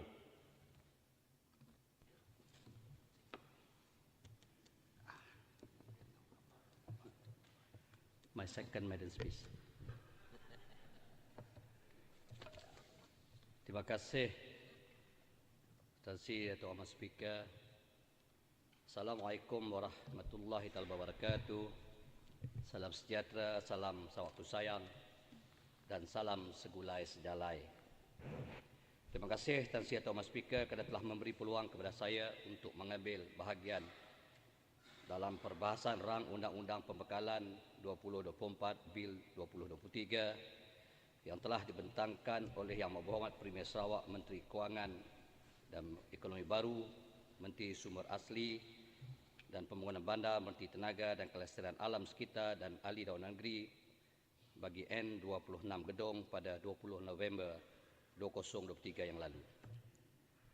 Sebelum saya meneruskan perbahasan saya, terlebih dahulu izinkan saya untuk merakamkan setinggi penghargaan dan tahniah kepada Tan Sri Dato' Ahmad Speaker di atas pelantikan semula sebagai Speaker Dewan Negeri. Semoga Allah SWT melimpahkan kebaikan dan rahmatnya kepada Tan Sri Dato' Ahmad Speaker untuk meneruskan kecemerlangan dan dalam mentadbir dan memimpin Dewan yang mulia ini. Datuk Speaker, alhamdulillah terlebih dahulu sama-samalah kita menzahirkan rasa kesyukuran kepada Allah SWT di atas izin dan inayahnya jua negeri kita telah dianugerahkan kemakmuran dan kesejahteraan yang berpanjangan di bawah kepimpinan Yang Berhormat Premier Sarawak Datuk Petinggi Tan Sri Dr. Abang Haji Abdul Rahman Zuhari bin Tun Abang Haji Openg di atas komitmen, kebijaksanaan dan kepimpinan yang cermelang beliau serta barisan Kabinet Sarawak kita yang berpandangan jauh telah dapat meningkatkan pendapatan kepada negeri kita saban tahun. Di mana pada tahun ini Sarawak telah merekod sejarah memperolehi pendapatan tertinggi di anggar ringgit Malaysia 12,718 juta setakat ini sehingga mendapat pengiktirafan oleh Bank Dunia sebagai salah sebuah negeri yang berpendapatan tinggi. Perkara ini tidak akan dapat dicapai tanpa komitmen dan kerja keras khususnya yang amat berhormat Premier dan Kerajaan GPS yang tidak kenal erti penat dan lelah sentiasa berusaha untuk membangun dan memajukan negeri Sarawak yang kita sayangi ini agar negeri dan rakyatnya terus maju dan makmur.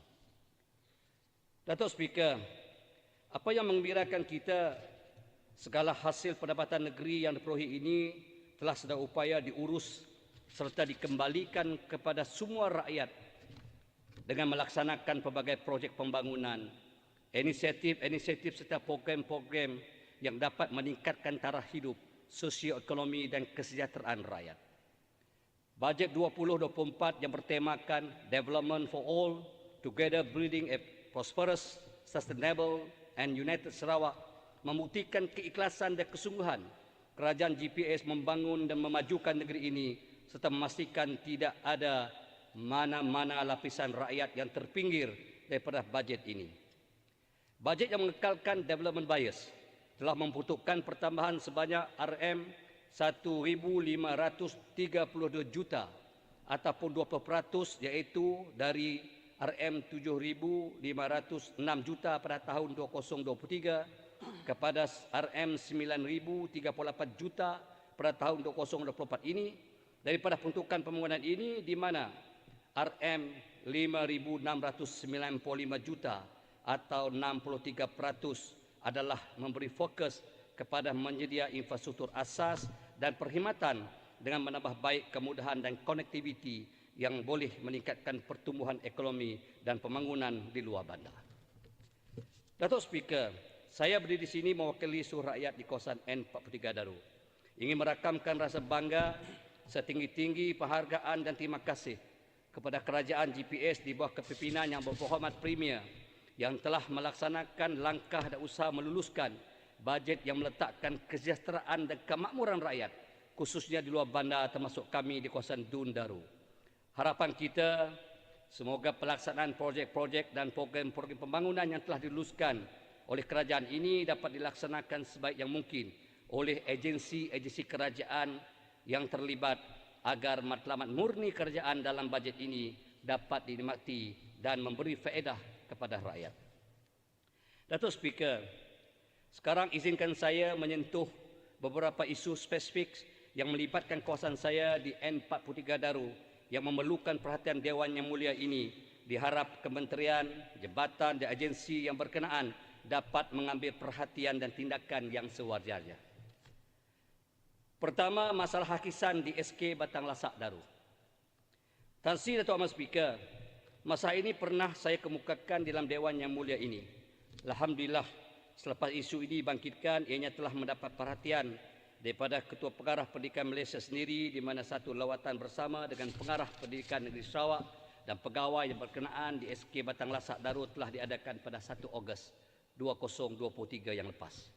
Hasil daripada lawatan tersebut, satu keputusan penyelesaian bagi isu ini untuk jangka pendek telah dipersetujui dengan membina bangunan sekolah sementara yang berkonsepkan kabin di tapak baharu yang telah dikenepasti bagi membolehkan pelajar yang belajar di sekolah berkenaan berpindah ke tempat yang lebih selamat. Walaupun sehingga kini saya masih lagi belum dapat perkembangan terkini tentang keputusan ini.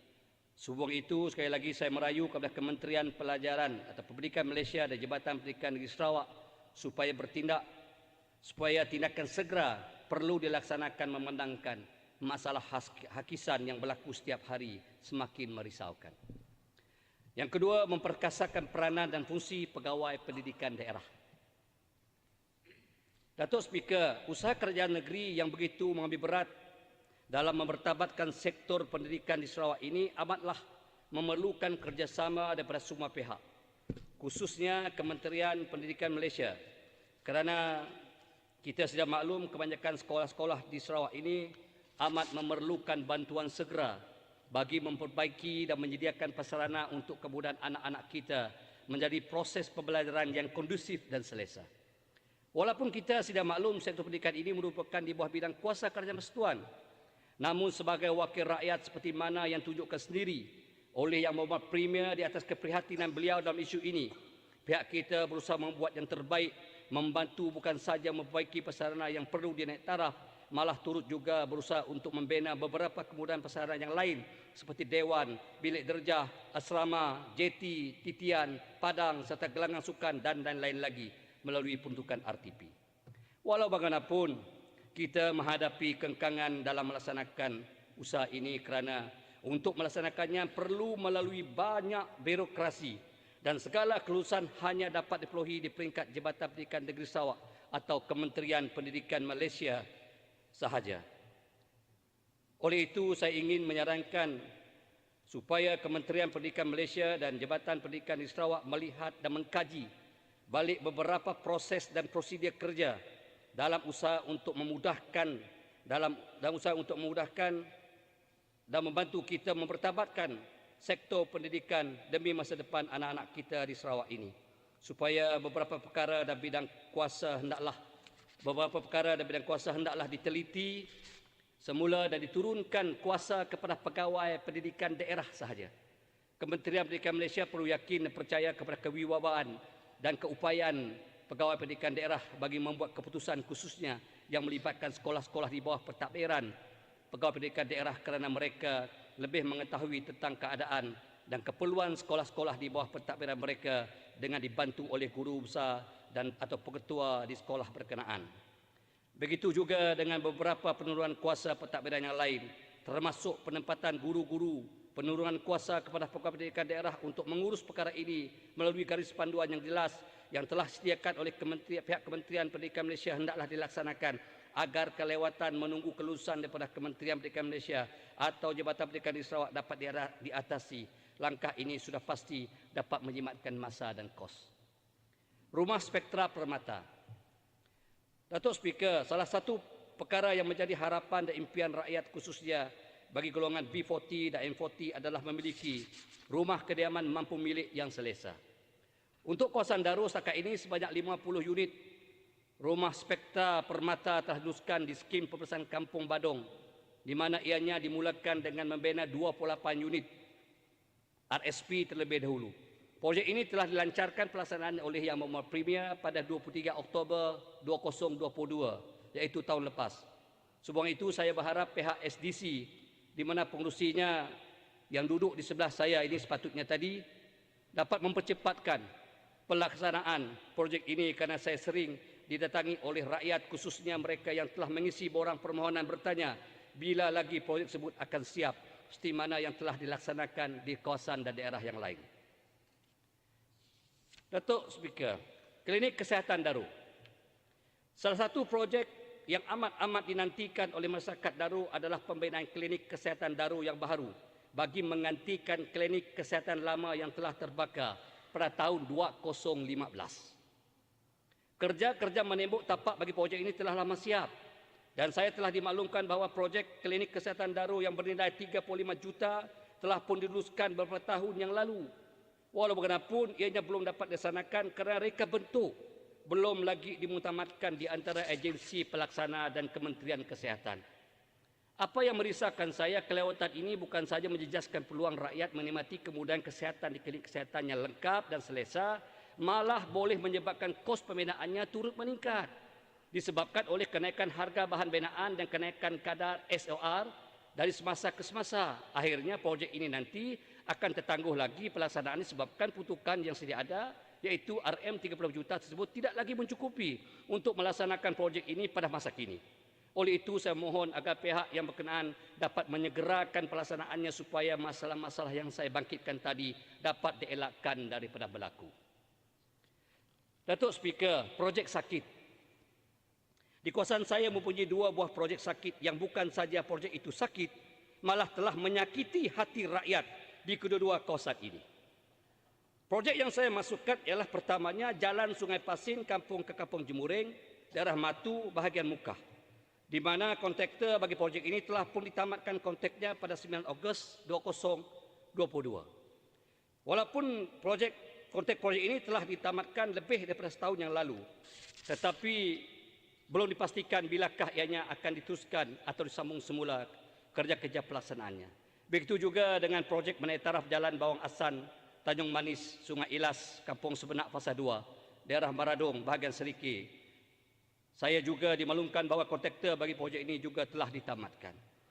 Datuk Speaker, kedua-dua projek ini merupakan projek rakyat yang berpremier, di mana kelulusannya telah pun diumumkan pada 7 Ogos 2018, iaitu 5 tahun yang lalu. Keadaan ini amat membimbangkan saya selaku wakil rakyat di kawasan ini kerana ianya turut memberi impak negatif kepercayaan rakyat kepada kerajaan. Rakyat di kedua-dua kawasan ini amat merasa kecewa dan marah kerana penduduk di sini amat mengharapkan pelaksanaan kedua-dua projek tersebut menjadi kenyataan, kerana kedua-dua pendapat ini sehingga pada hari ini hanya bergantung kepada pengangkutan sungai untuk kepada bandar yang berdekatan. Apa yang lebih menyulitkan mereka sekarang ini, perkhidmatan pengangkutan sungai menggunakan bot ekspres bukan saja telah berkurangan, malah ada laluan yang tertentu sudah tiada lagi perkhidmatan yang disediakan. Ini semakin menyukarkan kehidupan mereka, terutamanya untuk keluar kepada bandar bukan saja untuk membeli bekalan makanan harian, malah bagi urusan penghantaran anak-anak ke sekolah dan untuk mendapat perkhidmatan rawatan perubatan.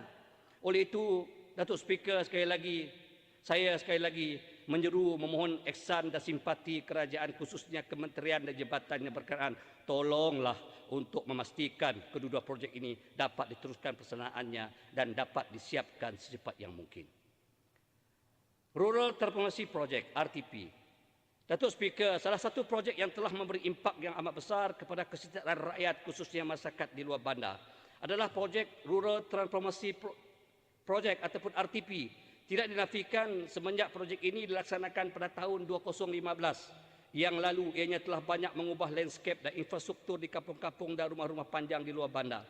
Walau bagaimanapun, sejak pelaksanaannya 8 tahun yang lalu, jadual kadar harga atau schedule of rate SOR yang baru dengan kenaikan sekitar 30% per tahun ini yang disebabkan oleh kenaikan harga bahan binaan, didapati ia mengurangkan jumlah projek yang dapat dilaksanakan berbanding pada tahun-tahun yang sebelumnya.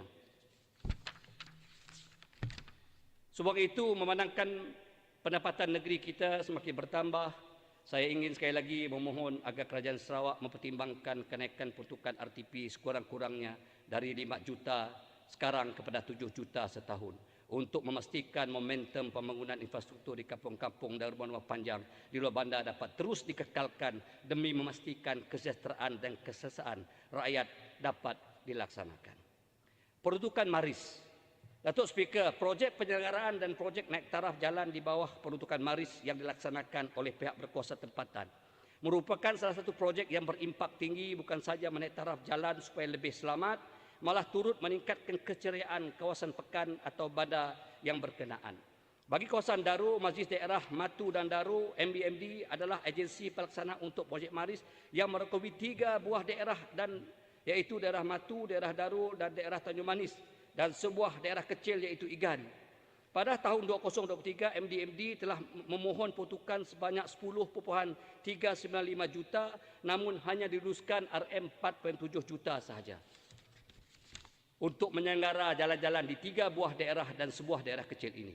Sehubungan itu, saya selaku wakil rakyat kawasan Daru memohon agar peruntukan Maris untuk kawasan ini dapat ditambah pada tahun 2024 ini nanti dan begitu juga tahun-tahun berikutnya. Datuk Speaker, memajukan sektor pertanian luar bandar. Sektor pertanian merupakan satu perkara yang begitu sinonim dengan rakyat di luar bandar.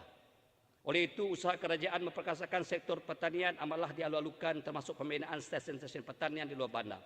Saya mencadangkan agar fungsi peranan stesen pertanian di luar bandar diperkasakan khususnya dalam memberi hikmat nasihat, bimbingan, tujuh ajar, menyelia dan menyerah segala aktiviti dan program pembangunan pertanian kepada penduduk luar bandar bagi menarik minat rakyat terutamanya belia untuk mencebur di bidang pertanian moden. Walaupun apa yang saya perhatikan beberapa stesen pertanian di luar bandar, khususnya kawasan saya seperti stesen pertanian Nangan Semah telah tidak berfungsi seperti mana sebelumnya untuk sekian lama. Begitu juga dengan stesen pertanian Nangan Singat yang baru dibina, tidak ada pegawai khusus yang mencukupi untuk melaksanakan operasi secara berkesan. Selain itu, peranan pertubuhan peladang kawasan PPK perlu diperkasakan kerana didapati ada PPK kurang berjaya, malah ada yang gagal berfungsi dengan baik. Satu usaha yang drastik dan berani memperkenalkan melaksanakan bisnes model yang baru perlu dilaksanakan agar PPK lebih berdaya saing dan berjaya. Dengan adanya PPK yang berjaya sudah pasti turut membantu ahlinya yang terdiri daripada para petani mengembangkan nilai tambah ke atas kepelbagaian produk-produk pertanian sekaligus mempertingkatkan penghasilan produk pertanian sejajar dengan usaha kerajaan Sarawak menjadi Sarawak sebagai pengeluar dan pengeksport makanan utama negara. Dalam hal ini saya juga ingin mencadangkan supaya program seperti Agriculture Facilitation Fund AFF yang didapati berkesan dan telah dilaksanakan sebelum ini khususnya bagi membantu pekebun kecil dengan peruntukan 1 juta untuk satu kawasan DUN dapat diteruskan lagi. Datuk Speaker, mewartakan water catchment area. Bekalan air bersih di daerah Daru dan Matu adalah bergantung kepada loji air terawat Jeburing. Oleh itu, untuk memastikan bekalan air yang mencukupi sepanjang masa serta keselamatan air terjamin, kawasan hutan di kawasan ini yang telah dikenali sebagai Sungai Selai Inah seluas 845 hektar hendaklah segera diwartakan sebagai hutan simpan kekal supaya ianya terus berfungsi sebagai water catchment area untuk membekalkan air ke loji air terawat Jeburing. Memperkasakan peringatan awam. Datuk Speaker, keberkesanan dan kecekapan pelaksanaan dasar program dan projek kerajaan adalah bergantung kepada jentera kerajaan perkhidmatan awam. Gelombang pembangunan yang semakin rancak berlaku di negeri ini dengan pelaksanaan pelbagai jenis projek seperti RTP, projek-projek rancangan Malaysia, projek-projek rakyat, projek-projek di bawah agensi-agensi pembangunan yang lain lagi menuntut keupayaan penjawat awam sebagai jentera pertibaan kerajaan yang mantap, komited dan berkompetensi tinggi. Dalam hal ini saya ingin mencadangkan supaya satu usaha mengkaji termasuk melaksanakan reform dalam struktur perkhidmatan awam negeri khususnya perlu dilaksanakan secara selaras dengan tuntutan dan perkembangan semasa. Sekiranya usaha ini tidak dilaksanakan adalah dikuatiri ia boleh menjejaskan prestasi dan motivasi di kalangan penjawat awam. Datuk Speaker, salah satu jentera pentadbiran peringkat angka umbi yang boleh membantu usaha kerajaan untuk menjadikan negeri ini sebagai negeri maju menjelang 2030 adalah JKKK. Meskipun diakui pelbagai usaha untuk menambah baik dan memperkasakan peranan dan fungsi JKK ini telah dengan menyalurkan peruntukan dan inisiatif menyediakan pembayaran allowance kepada setiausaha dan menyediakan allowance mesyuarat kepada ahli-ahli JKK, namun satu model latihan dan pendidikan bagi memperkasakan peranan dan fungsi JKK ini hendaklah dirangka dan disediakan supaya institusi JKK ini dapat dimantapkan selaras dengan hasrat kerajaan. Untuk makluman Yang Berhormat, dalam Dewan yang bulan ini, sebenarnya JKK kita di Sarawak ini amat bertuah kerana setiap kali mereka mengadakan mesyuarat ahlinya akan diberi allowance sebanyak RM50 seorang, walaupun mesyuarat tersebut diadakan kurang daripada 1 jam. Kadar ini adalah sama dengan allowance yang Yang Berhormat terima sehari semasa menghadiri mesyuarat atau persidangan Dewan Negeri, walaupun persidangan kita dari pukul 9 pagi sampai pukul 10.30 malam, kadarnya tetap juga RM50. Yang Berhormat, you got to one up. Oleh itu, I'm finishing, Datuk Speaker. Oleh itu, seperti yang telah saya syorkan sebelum ini dalam Dewan Yang Mulia, harap-harap Datuk Speaker lihatlah juga kadar allowance kita yang telah tidak berubah sejak 43 tahun yang lalu, agar tarafnya tinggilah sikit daripada JKK. Sebagai penutup, Datuk Speaker, sebelum mengakhiri ucapan saya, dengan ini saya mengambil kesempatan untuk mengucapkan selamat menyambut Hari Krismas kepada rakan-rakan dan tawalan yang meraihkannya, dan selamat tahun baru kepada semua. Semoga tahun 2024 nanti membawa lebih rahmat dan berkat kepada kita semua. Saya akhiri pembahasan saya dengan 3 rakaat pantun. Yang pertama, terbang riang si rama-rama, hinggap bersantai di pohon kurma. Terima kasih Yang Berhormat Premier, yang bijak saksama, Belanjawan 2024, pembangunan Lok Bandar, fokus utama. Fajar menyising di waktu pagi, hidangan pipus dan tumpik panas untuk sarapan. Menjana ekonomi negeri berpendapatan tinggi, Sarawak maju makmur, manifestasi masa harapan. Daun selasih di tepi dulang, dulang berisi sirih pinang. Terima kasih petugas Dewan, bertugas cemerlang. Tahniah Tan Sri Speaker menggelikan sidang dengan gemilang. Dengan itu, Tan Sri Datuk Speaker, saya sukacitanya menyokong sepenuhnya rang Undang-Undang Pembekalan 2024 Bil 2023. Sekian, wabillahi taufiq hidayah. Wassalamualaikum warahmatullahi wabarakatuh dan terima kasih. Waalaikumsalam, terima kasih. I call upon Yang Berhormat Padungan.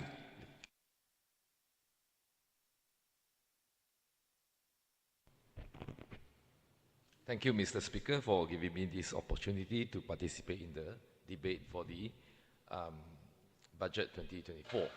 I have several issues to highlight in my debate. Issue number 1 is about Sarawak household income. Despite all the hypes by the GPS government about how rich Sarawak is, the latest data from the Department of Statistics Malaysia, DOSM, shows that both the mean and median household income of Sarawakians are below par compared to the other 12 states and 3 territories in Malaysia. According to the DOSM figure for year 2022, Sarawak's mean household income was ringgit Malaysia 6,457, while the national average was ringgit Malaysia 8,479. Sarawak's mean household income ranked the 10th out of the 13 states and 3 wilayah persekutuan. Wilayah persekutuan Labuan, wilayah persekutuan Putrajaya topped the figure with 13,473 mean household income, followed by Kuala Lumpur 13,473, Selangor 12,233, Johor 8,517, Penang 8,267, Labuan 8,250, Melaka 8,057, Terengganu 7,248, and Negeri Sembilan 6,788. The medium income, that is the mean household income. The median household income, which represents the largest group of Sarawakians, families' income level was even much lower at ringgit Malaysia 4,978. In fact, in an answer given by the Special Function Minister in Parliament in July 2022, Sarawak has more than 97,000 households living in poverty, with 40,000 of them living in hardcore poverty category. In June, Economy Affairs Minister Mustafa Mohamad revealed that Sabah and Sarawak were among the states that had the highest increase in poverty rate. It is an irony that in the face of such high poverty rates among Sarawak households, yet the state boasts of the fourth highest GDP state in Malaysia. The only conclusion to this abnormal rich state, poor people phenomena is that the riches of the state did not benefit the common people in the street. Therefore, while the ministers are chauffeured in their expensive, posh, imported cars, some with outriders escorting, you should be thinking more about how to use your position to enrich the people in general. Issue number 2, insufficient federal funding.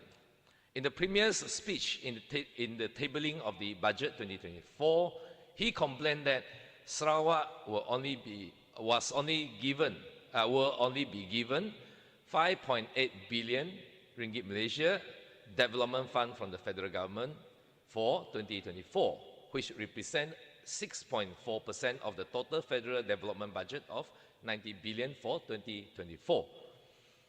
And thus is highly insufficient for the development needs of the state. My question is, why sulk over the insufficient fund in Dewan when GPS has a deputy prime minister amongst the 5 federal ministers and 6 deputy ministers in the federal government? Did they make any demand or statement in the federal cabinet meetings?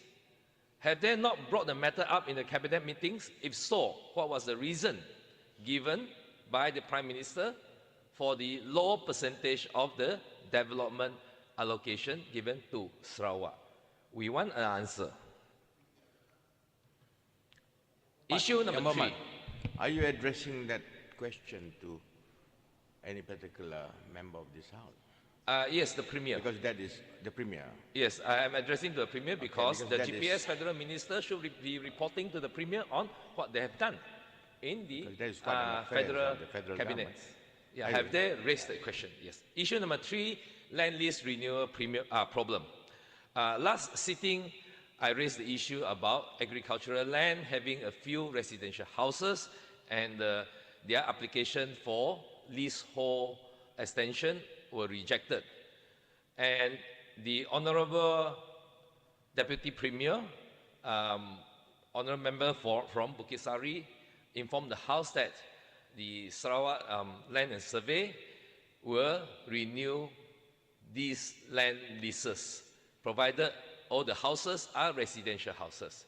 However, despite the promise by the Deputy Premier, the officers of Land and Survey are very slow in approving these applications for land lease renewal. If my recollection did not serve me wrong, previously it was mentioned that any land lease application will be approved within 1 month by the Land and Survey, if there's no issue about it.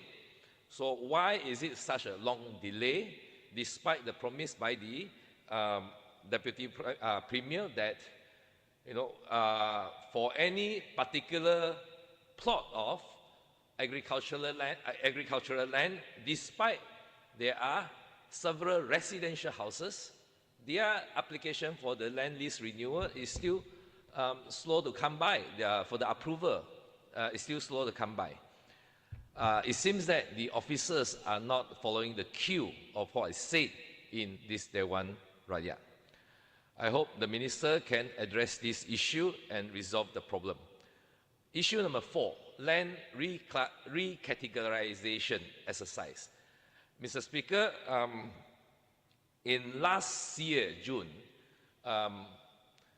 Land and Survey did a recategorization of land in the state, and many of the previously rural area land was classified as town land. And the justification or reasoning given by the Deputy Premier for that recategorization is that we have progressed, and many areas have now many areas the land prices has gone up. But if you really go to the ground and inspect those land, there are many land where there's no proper drain system, no proper drainage system, no proper roads, to the extent that even the rubbish collection truck of the municipal councils cannot access to the land, and yet they are being categorized as town land. How can a town land do not even have proper access? And many of these land do not even have an access road to the land. Therefore, I urge that the government do a reclassification of this land, because the problem is that for the renewal of land lease of this land, especially for agricultural land, if it was categorized as town land, the renewal rate is 5,000 per acre. If it's under previously what is the called rural area land or country land, the renewal land lease rate is 250 per acre. So by a stroke of pen, the government has literally increased those affected land, the premium, the renewal premium from 250 to 5,000 per acre. Yes, their land the price of their land may have increased, but to many of them, if you don't sell your land, it is just a paper value. So they still have to struggle to find the cash for the payment of the land lease renewal. Therefore, I urge this government to be kind to the people, especially to the farmers who do not have cash. They may have a lot of huge plots of land, but they do not have the cash to pay for the renewal of their leasehold. Yang Muhammad, it's quite general that you give all this statement, but if you can be fair enough to give any example. Yes, I have. So that it will be ease of response on yes, on the part of the government. I've personally gone to the ground to visit those land in Batukawa area, Kim Chu Shin, Sin San Tu, even the Sejijak. So literally, they are surrounded in a country area environment. There's no. Some of them do not even have rubbish truck service to their door. They have to every day. They have to bring their rubbish out to they are about 1 or 2 kilometers out to the main road where the Trinican has placed a huge rubbish bin for the collection in the area. So those land, how can you classify it as town land? It just doesn't make sense. Issue number 5, traffic jam problem. Mr. Speaker, there's the traffic jam issue and problem is getting worse in Kuching, particularly Kuching Samarahan Road, the Penrison Road, Mile 7, Mile 8, Mile 10, even lower, Mile 3 to Mile 7, Mile 10. And Jalan Tun Razak, and Jalan Tun juga, even Batukawa Road, Desawira area, all this area, there is huge, massive jam, and the problem is not getting any better. So this is directly under the purview of the Ministry of Public Health, Housing and Local Government, who is in charge of all the municipal councils who are supposed to come out with some traffic plan proper master traffic plan to ease the traffic jam. You just can't sit there and do nothing and let the problem get worse and thereafter try to resolve it in piecemeal basis. So, well, the fact that these problems are getting worse, it shows that the minister is not doing his job. And he is very famous for tengok saja. So I urge that, that tengok attitude be changed. Otherwise, maybe the minister be changed with someone who are more competent in the job. And issue number 6, murky water.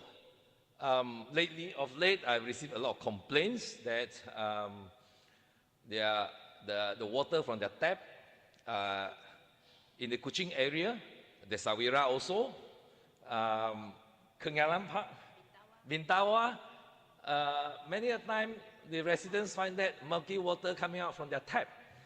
And also in the last month, I've received complaints, 5 complaints within a month about from the residents of Semaba for the interrupted water supply because the water pipe burst. The reason given by the Kuching Water Board is that the water pipe is already too old, about 30-40 years, even longer than that, and they cannot withstand the pressure of the water. Therefore, I urge the government to improve that facilities and to allocate sufficient fund to have an overhaul of all the old pipes serving the Kuching area. Issue number 6, state-owned international school in Sarawak. I'm glad to note that finally the state government has embarked on the project of state-owned international school in Sarawak. The idea of state-owned international schools or private schools was first mooted and proposed by DAP Sarawak by myself in this Dewan back in 2015. On 8th of December 2015, I moved a motion in this House for the state government to allocate 10% of the then state government's expenditure budget be allocated for the development of the state private education system with English as the medium of instruction and to set up and operate private schools with English as the medium of instruction and provide free education for the students studying in these schools. You can check with the Hansa on the 8th of December 2015. That was the first time anyone ever suggested that the state government runs private school, use English as the medium of instruction and provide free enrollment for the students. At that time, Mr. Speaker, as usual, find all excuses to reject that motion. One of the reasons given was that the matter is a federal matter under federal list. Yet today, despite the finding, that the finding or the ruling by the Speaker that it is a federal matter, the state government has now undertaken the matter. Well, I'm glad to note that 6 years after we have first suggested the idea of state-owned private school, the state government finally embarked on the implementation of the idea. Hold on, Yang Bawan. Yes. You are referring to a motion in which there was a ruling by the Speaker. Then. But I think to be fair, probably you might not have the need to quote that particular motion for the purpose of I need to quote bolstering your debate. But then I think you must also acknowledge that time has run. Yeah, since then a lot of water has passed under the bridge, and things are not the same. And never mind, things anyway, may not be so the same. I don't know what is your motive. Never mind, let me go to what I'll be talking about it. All right, I'm not just here to claim credit. All right, Mr. Speaker, and also the interruption, give me extended time, please. when I'm glad to know that 6 years after we have first suggested this idea of state-owned private school, the state government finally embarked on the implementation of the idea. However, I regret that the state government is only putting a very minimal effort into such endeavor. According to the Premier in his budget speech, the first state-owned international school in Sarawak has entered its second year of operation with 178 students. The second international school will only be in operation in 2025. For next year, only a budget of 60 million was allocated for this purpose. Such token effort and amount of allocation will not make any impact to improve the general education standard of the state, but more for window dressing purpose. I therefore call upon the state government to multiply its effort and allocation and set up a target of at least 10 state-owned international schools to be up and in operation within the next 3 years. Proposed issue number 8, proposed sale of 1,000 megawatts clean electricity to Singapore. I wish to state categorically my stand in opposing this proposed sale of 1,000 megawatts of clean energy to Singapore or Semenanjung, Malaysia.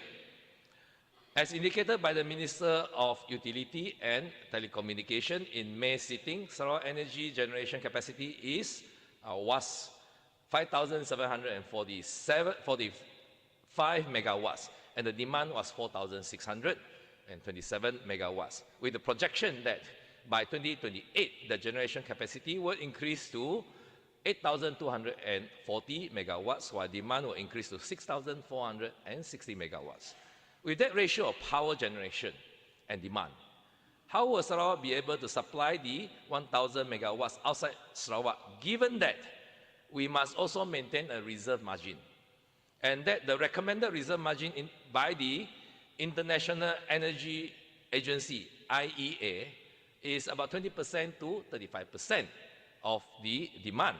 Therefore, if we were to sell 1,000 megawatts to Singapore or Semenanjung, we will not have that comfortable reserve margin. And without that reserve margin, you have more interruption to your electricity supply. More importantly, Mr. Speaker, the proposed sale of energy to Singapore would be the clean energy. Clean energy is now a very important and valuable commodity to a lot of industries. And a lot of globally, companies are looking for clean energy so that they can get a clean energy certificate for their products. And that will fetch a more value to their product, given the environmentally more conscious community internationally. I will suggest that, the Sarawak Energy Berhad or SESCO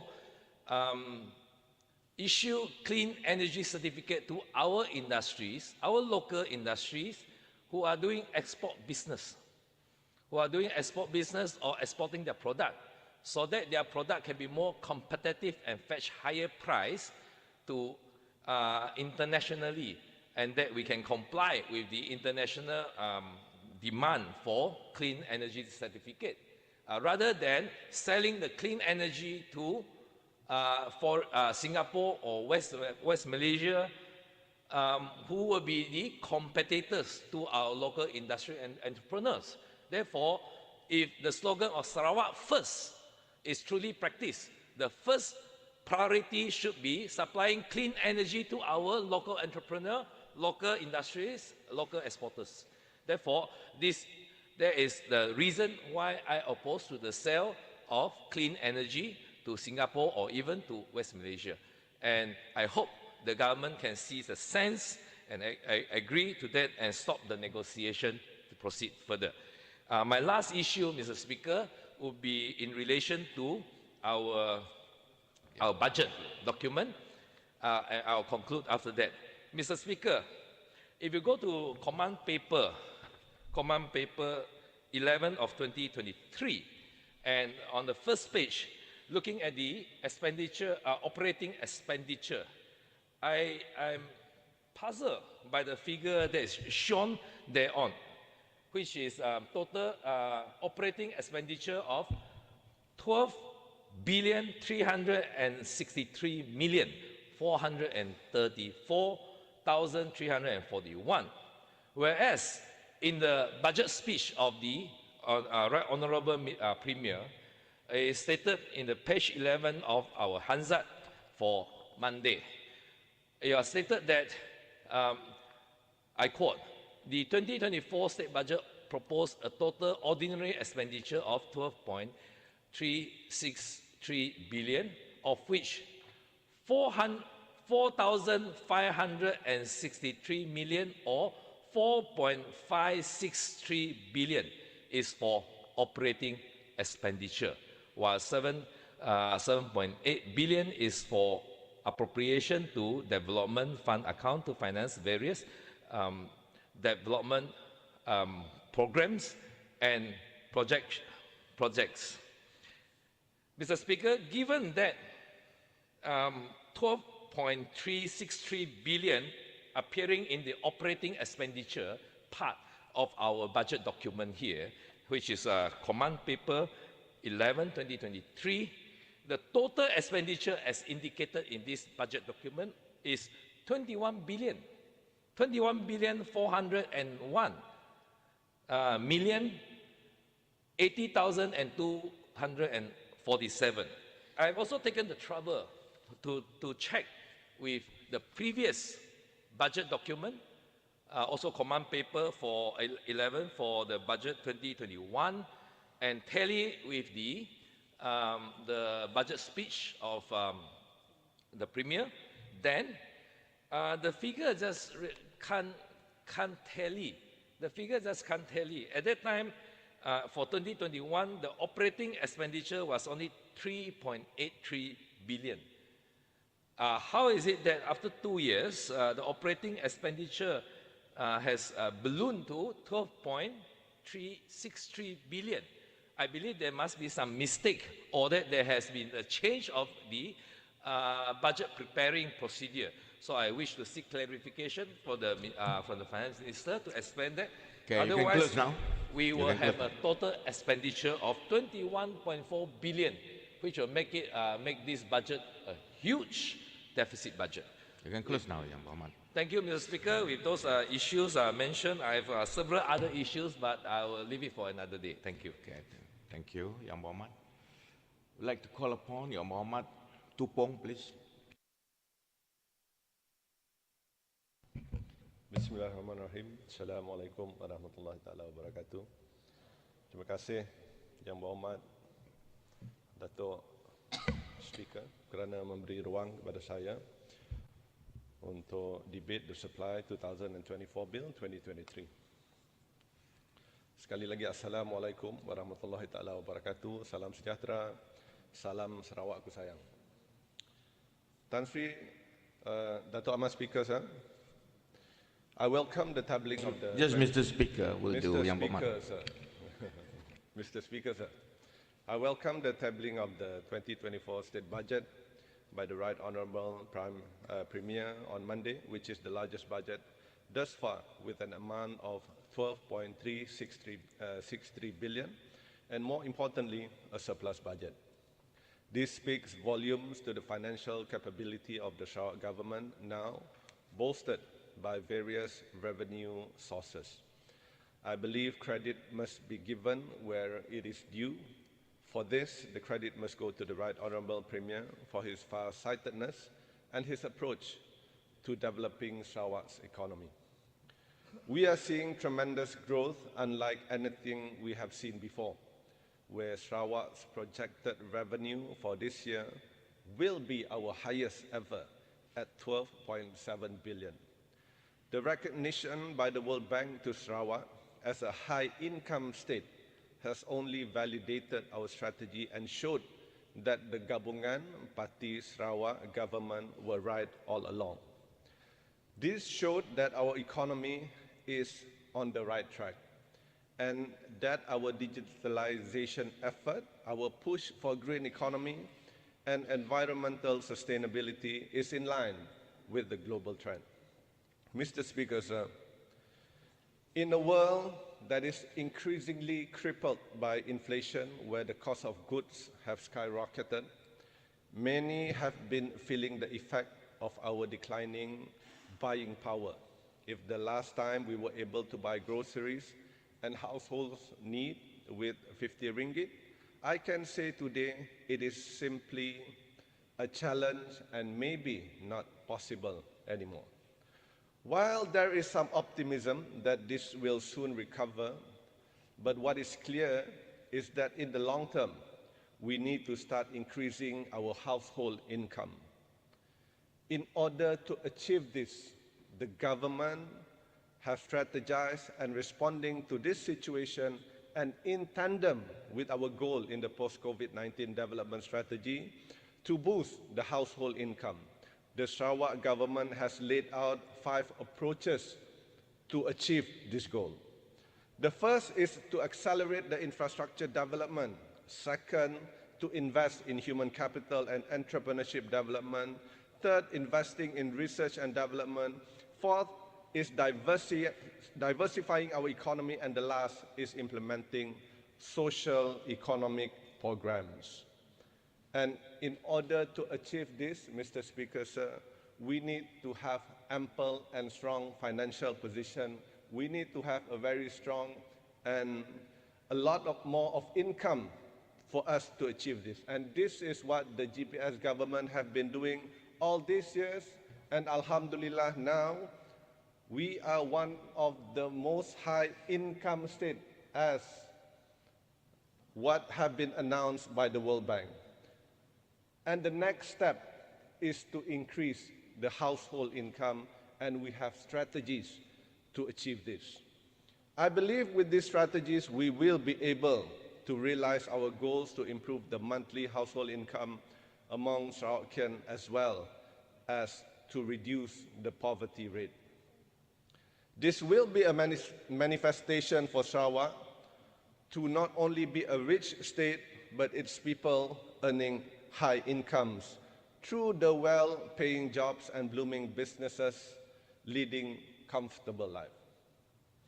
Mr. Speaker, sir, the 2024 state budget, among others, will deliver relief in living costs to reduce financial burden of low to middle income groups, as well as implementing vital programs and projects for the people. I support the approach of the Sarawak government to emphasize on development, whereby a sum of 9.038 billion was allocated for the implementation of infrastructure and facilities throughout Sarawak. This is vital to meet our target to provide full electrification, water access, and better interconnectivity through the provision of roads and bridges throughout the state. It is also vital to ensure economic and employment opportunities for the people of Sarawak. I believe we are in the period where Sarawak is developing rapidly and bridging the urban and rural gap, as we now have the fund to implement projects by ourselves without being impeded financial-wise by the often insufficient federal funding from Putrajaya. I would like to reiterate the call by the Right Honourable Premier for the federal government to address the imbalance in development allocation to Sarawak. Funding must be given based on our needs, and Sarawak needs a lot of funds for its development. Kita memang mempunyai peruntukan yang besar, tetapi adalah adil bagi kerajaan persekutuan untuk membantu kita mencapai objektif utama Sarawak. Just because Sarawak is doing well financially and is implementing projects on its own, it does not mean that Putrajaya can shirk its responsibilities and cut corners. The duties, responsibilities, and obligation of the federal government to Sarawak must be fulfilled in the spirit of the Malaysia Federation. Jadi kita menggunakan pelbagai avenue untuk menyampaikan mesej ini kepada federal government melalui ucapan yang amat berhormat Premier, melalui timbalan Perdana Menteri, melalui menteri-menteri, melalui ahli Dewan Undangan Negeri in this August House. Mr. Speaker, sir, the matter of youth development is very close to my heart, and the Sarawak government has made great strides in ensuring the aspiration of newer generation are being heard and their call for action being responded to. I support the commitment to develop a digital talent pool to cater the needs of high growth and high value industry. I hope that this initiative is expanded to cater for new and emerging industries, particularly in the area of green economy, whereby locally produced skilled professionals are needed. I understand Sarawak-owned university and institutions are already offering courses and training relating to green economy, and it is therefore prudent that we prepare a workforce to meet the future demands in areas of environmentally sustainable industry. That is part of the strategy, Mr. Speaker, to increase our household income. I also welcome the continuous effort by the Sarawak government to emphasize on the importance of job matching through programs such as Sarawak Career and Training Fair, SCAT Fair, and this is important for us to address both unemployment as well as labour shortage in the job market. With the increasing cases in online job scam whereby the personal information of job applicants is at risk, as well as the increasingly vague nature of part-time jobs in the gig economy, I propose that the Sarawak government set up a portal or mobile application to facilitate this job matching. Through this medium, Sarawak's applicant can use their digital Sarawak Pass, where they can fill in personal information without it falling into the wrong hands, as well as keep records of employers and their reputation. While job portals run by private entities are saturated in the market, the cost for job advertising might burden smaller companies or startups and not reach the targeted audience. Sarawak government has also made strides in areas of education assistance by continuing the 30% discount initiative for PT-PTN loan repayment. This initiative has been well received and has met its objective to both lessen the financial burden of students and instill the practice of repaying study loans among graduates. I also fully support the new initiative, which is very important, to provide a 500 ringgit book vouchers for IPTA and IPTS Sarawakian students from low-income households. And I understand that when studying, there are often intangible costs, such as buying equipment, books, and other needs. And I propose the mechanism of disbursement is through credit card to avoid leakage, or through Sarawak Pay, and profiteering by other parties is given in the form of physical vouchers. Similarly, I also welcome the initiative for free laptops to be provided to students from low-income households. This is to ensure that all students not only have access to tertiary education, but also have the facilities to do that. Laptop merupakan satu keperluan dan bukan satu kehendak lagi, Mr. Speaker, sir. Excuse me. This is crucial, particularly in the era of digital economy and the era of post-pandemic, whereby online classes and meetings are the norms, as well as for technology-based courses that requires the use of computers.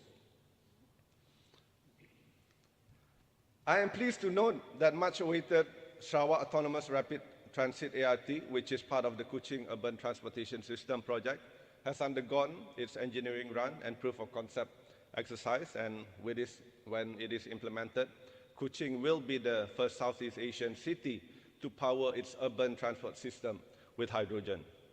There is no denying that public transport system in Sarawak is in need of improvement to both reduce traffic woes as well as lower carbon footprint of vehicles.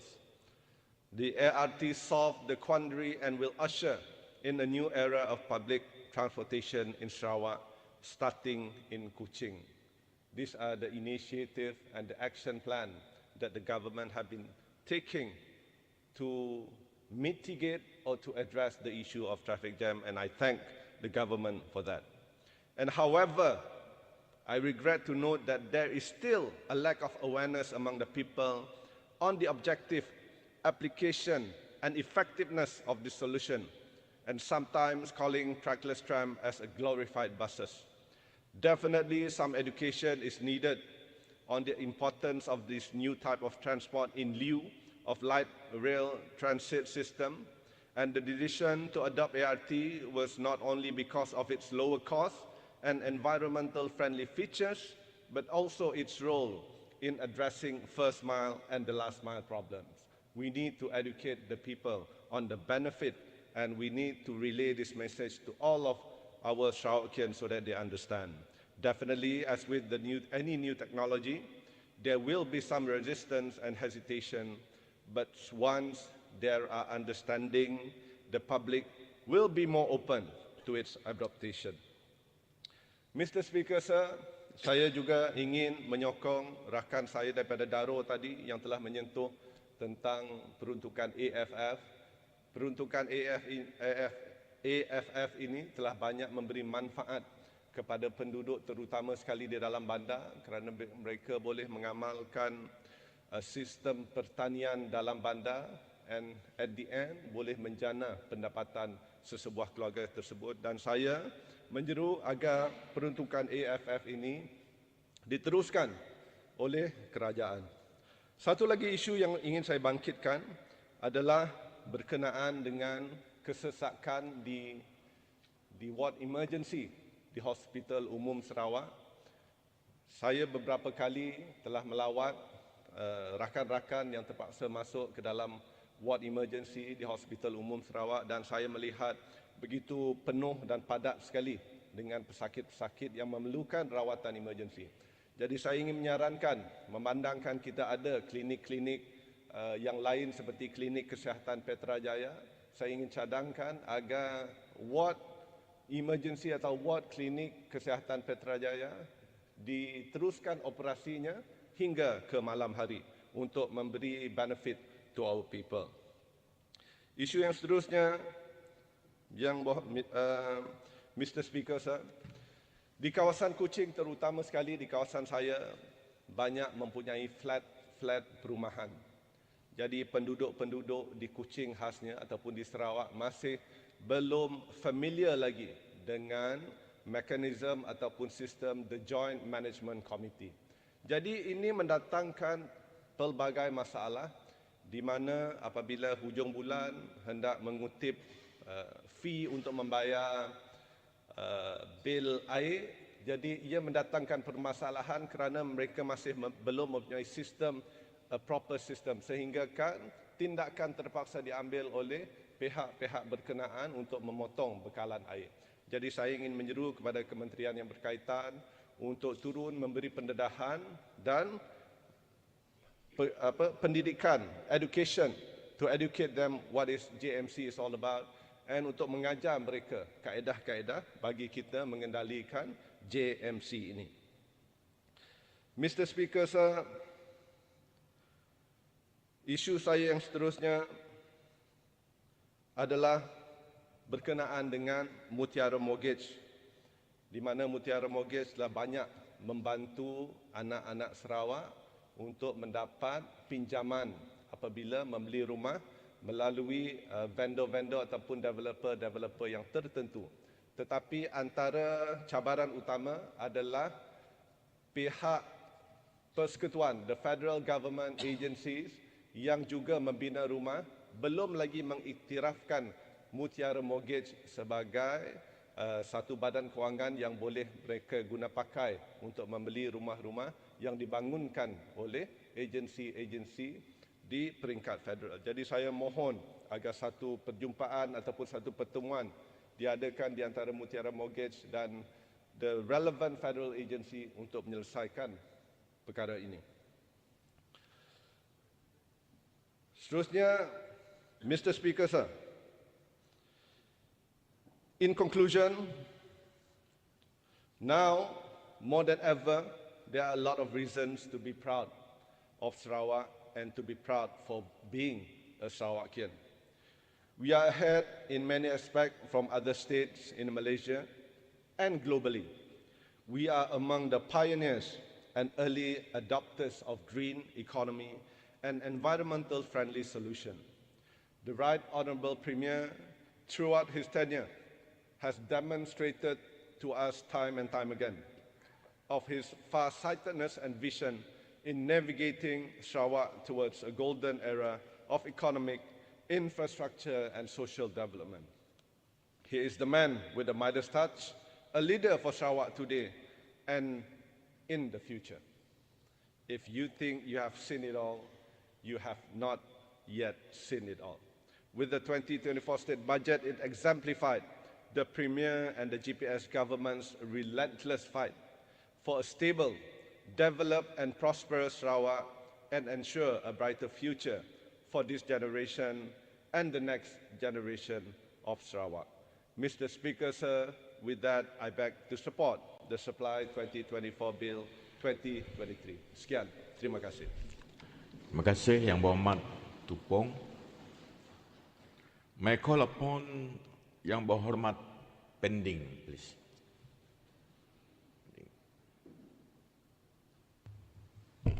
Thank you, Tuan Speaker, for allowing me to participate in the Supply Bill 2024-2023. Tuan Speaker, it is time for the Ministry of Local Government Sarawak to look into the high advertisement license fees imposed under second schedule of the Local Authority Advertisement Bylaw 2012, as the prescribed fees are the highest in the nation.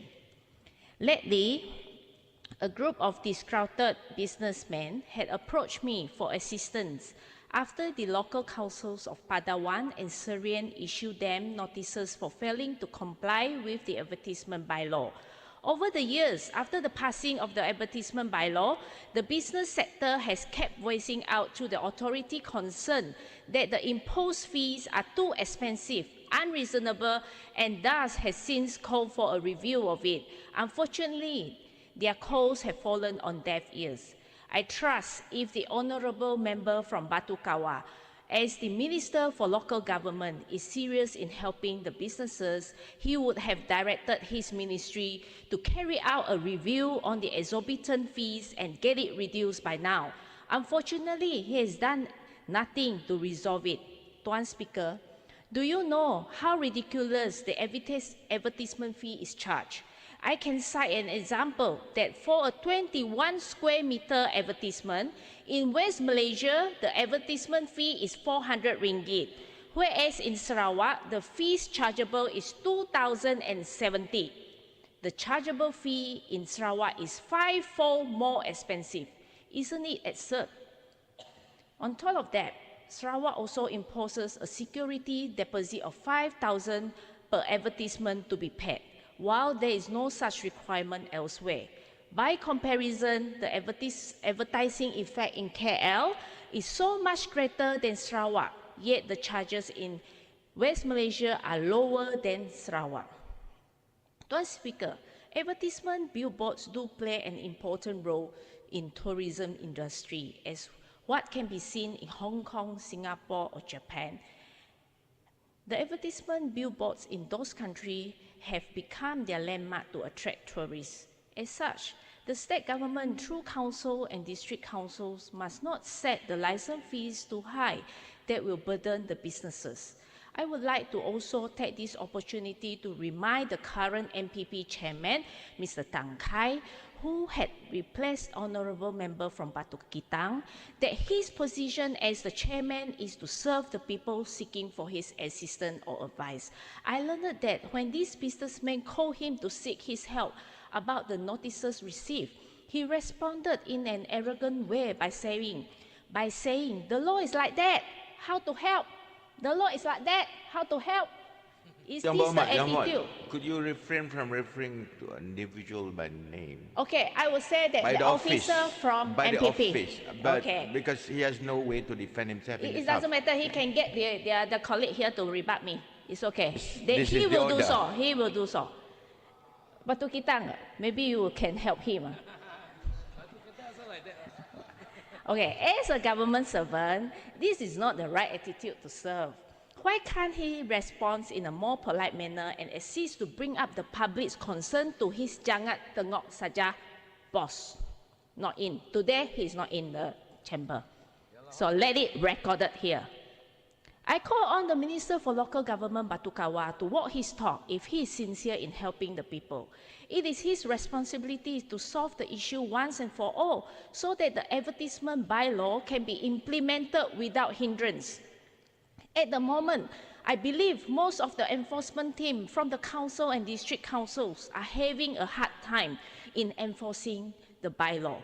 Tuan Speaker, if the state in West Malaysia can afford to give such low advertisement fees, there is no reason Sarawak cannot afford to implement a lower rate. After all, Sarawak government always claimed that Sarawak is the richest state with highest projected revenue of 12.749 billion in 2024.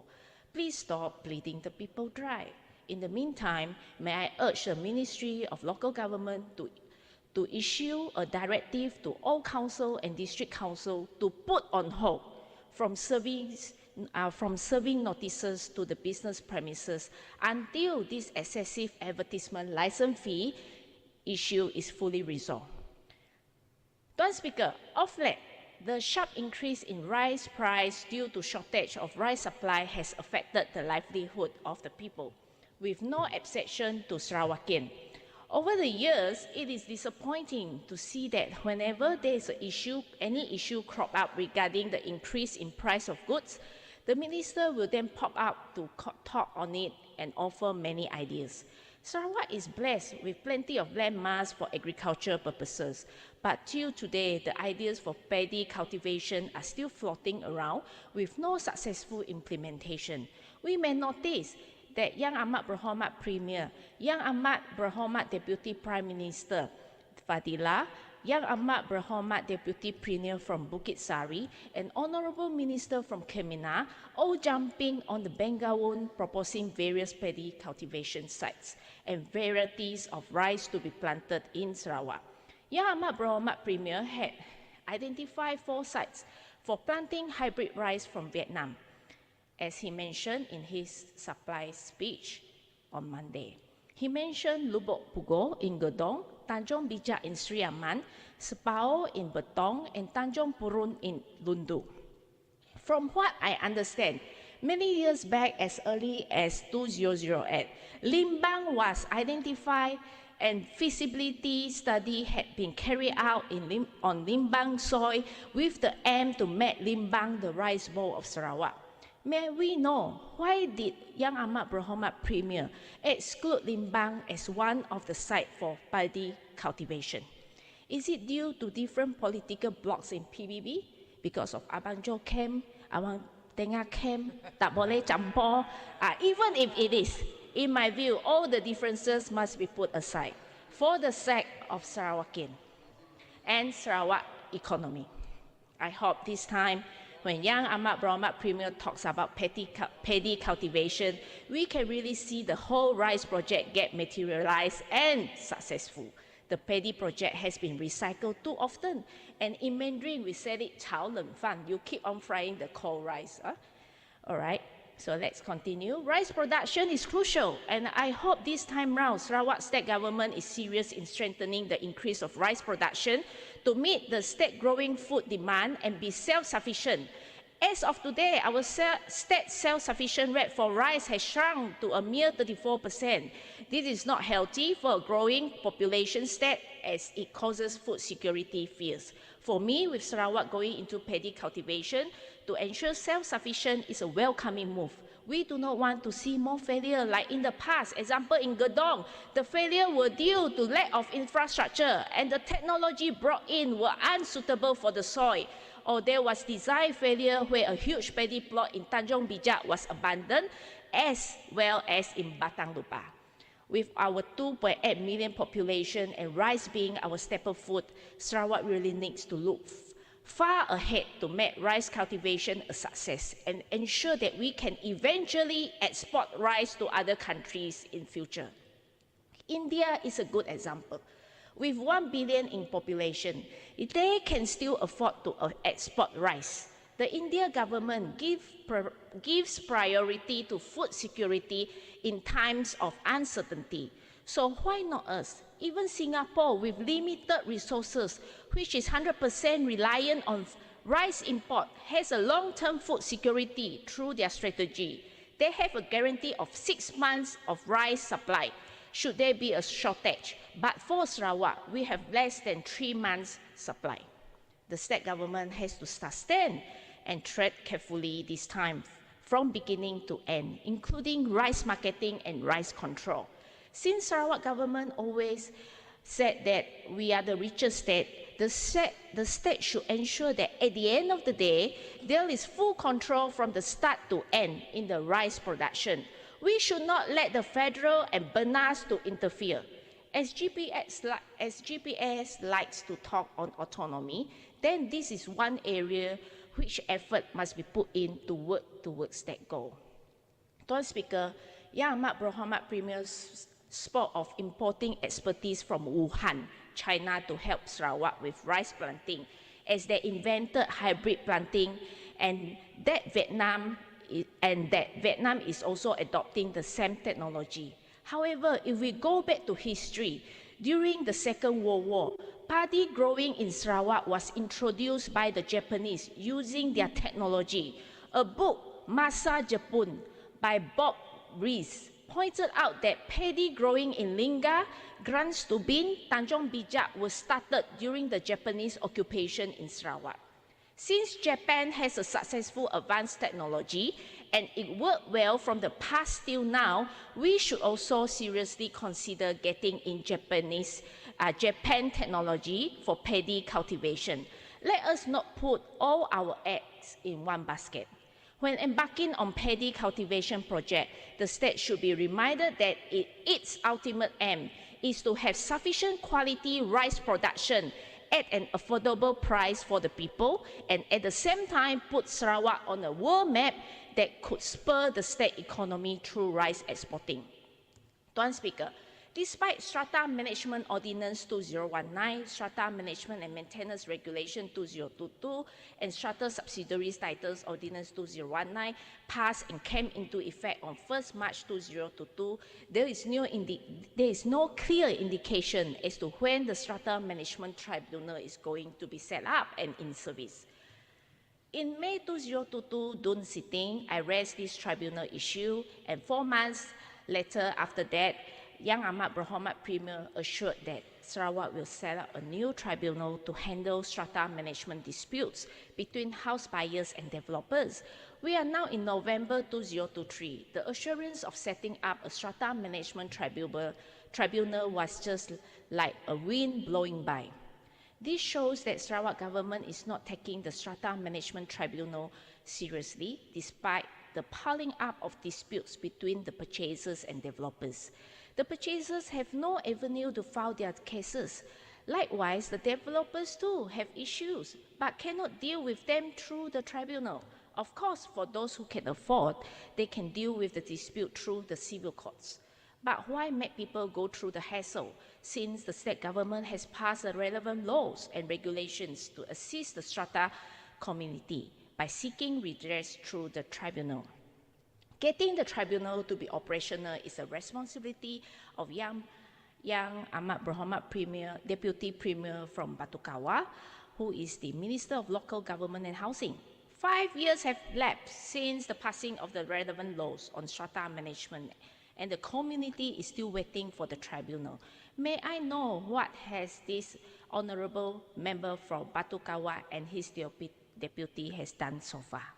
I'm sure when Yang Amat Berhormat Premier announced the intention to start the Strata Management Tribunal, he was expecting those who were in the position to deal with it. It appears that both Batu Kawa, an honourable member from Batu Kawa and honourable member from Palawan, did not hit to the core of the Yang Amat Berhormat Premier. With so many years gone, absolutely many in the Ministry, Council and District Council, including these two who head the Ministry of Housing, are clueless to deal with the issues concerning strata management. I wish to put on record that, to the best of my knowledge, the only officer who is well versed on the topic is none other than Haji Abu Bakar. I want to put on record. And he is the only one that is well versed. Other than that, whatever issue you go and ask the ministry, everybody tengok saja. This is the information that I gathered. So thank you, Haji Abu Bakar. This is shocking, right? How can we expect effective implementation of the relevant laws? Tuan Speaker, do you know that Menteri, Deputy Menteri semua tengok? Tuan Speaker, do you know how many people have been affected by the lackadaisical attitude of this minister, deputy minister and officers in charge? Let me share the statistics here. As at 2022, the number of units of existing strata residential in Sarawak is 45,000 units. In Kuching alone, we have 33,364 units, whereas in Samarahan, there are 3,943 units.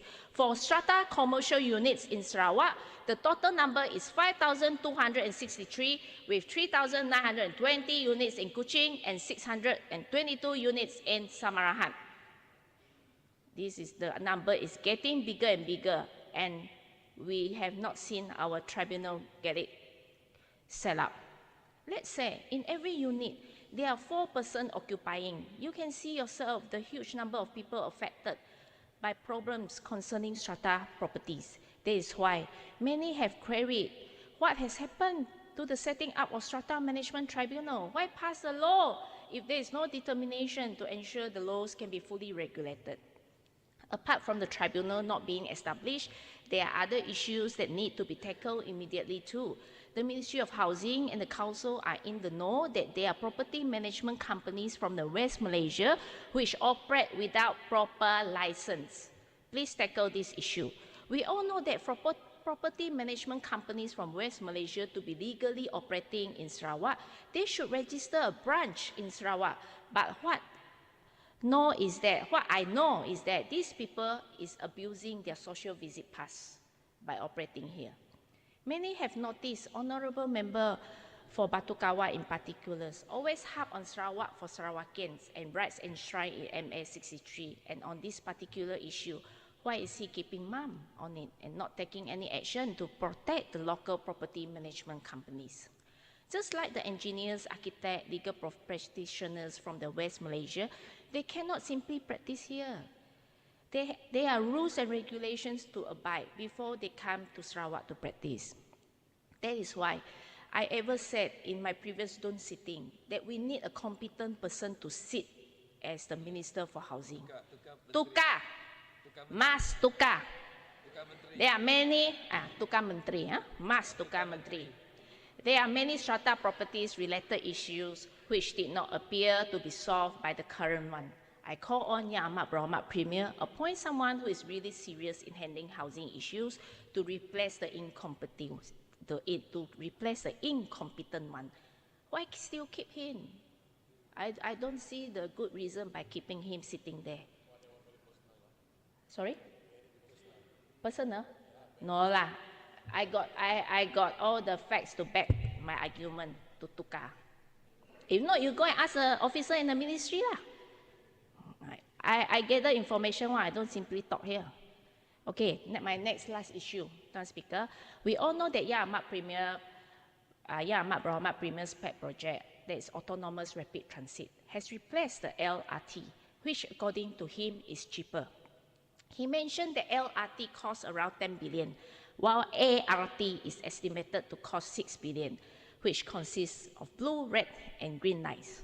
Tuan Speaker, from what I gather through the press medias, KUTS Package 1, which involves the design, engineering, procurement, manufacture, assembly, supply, delivery, installation, testing and commissioning, and handover of hydrogen vehicles, depot and equipment and maintenance vehicle, automatic platform gate, and signaling and control system was tendered out to EPR Mobilius GR JV Sdn Bhd for the sum of 1.425 billion. As for the CUTS package 2, it was awarded to DOM EEB joint venture for the contract sum of 448 million.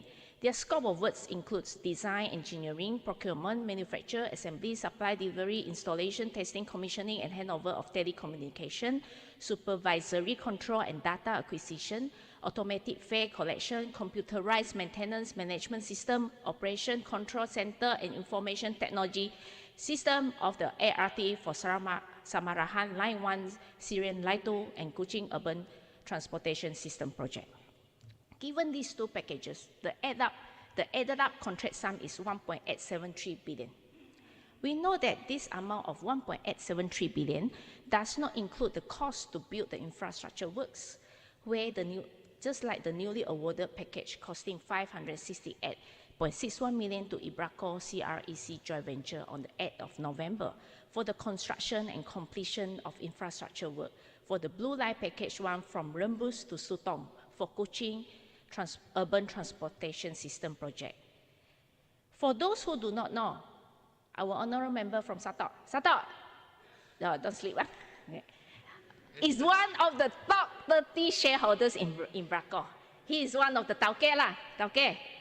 Untung lah, your company. No. I say you are just only one of the top 30 shareholders lah. Tak salah kan? That's a fact. Okay, if we let out, I move on. Just to let them know if they don't know you are the tauke. Oh, Mr. Speaker, sorry, I forgot to address you. I just want to let, for those that do not know that our honourable member from, not personal, Tanya, top 30, 4.42% share in Ibraco. Correct? Huh? Sorry? No need. No, tak perlu. Okay, Tuan Speaker, if we add up the contract sum of these three packages, the total sum comes to 2.44 billion. This amount reaches the one-third mark of the 6 billion which Yang Amat Berhormat Premier mentioned last year. So can we have an assurance from the Yang Amat Berhormat Premier that there will not be cost overrun for implementing this hydrogen power ART project? We do not wish to see that the cost-saving justification for the implementation of ART project is just a mere empty talk. Tuan Speaker, if we look closely at System Package 1, 1.425 billion contract sum, which is for hardware purchase, includes the purchase of 38 units of hydrogen-powered ART. May the state government provide the breakdown cost of this Package 1. The rakyat has the right to know the cost of the respective item in the package, and that includes the purchase price of each unit of the hydrogen power ART cost. From my engagement with those who is familiarized in this area, I was made to understand that it is unlikely for the cost of depot equipment and maintenance vehicle, automatic platform gate and signaling and control system to reach 400 million. Premise on that, the purchase of the 38 units hydrogen power ART would cost more than 1 billion under Package 1.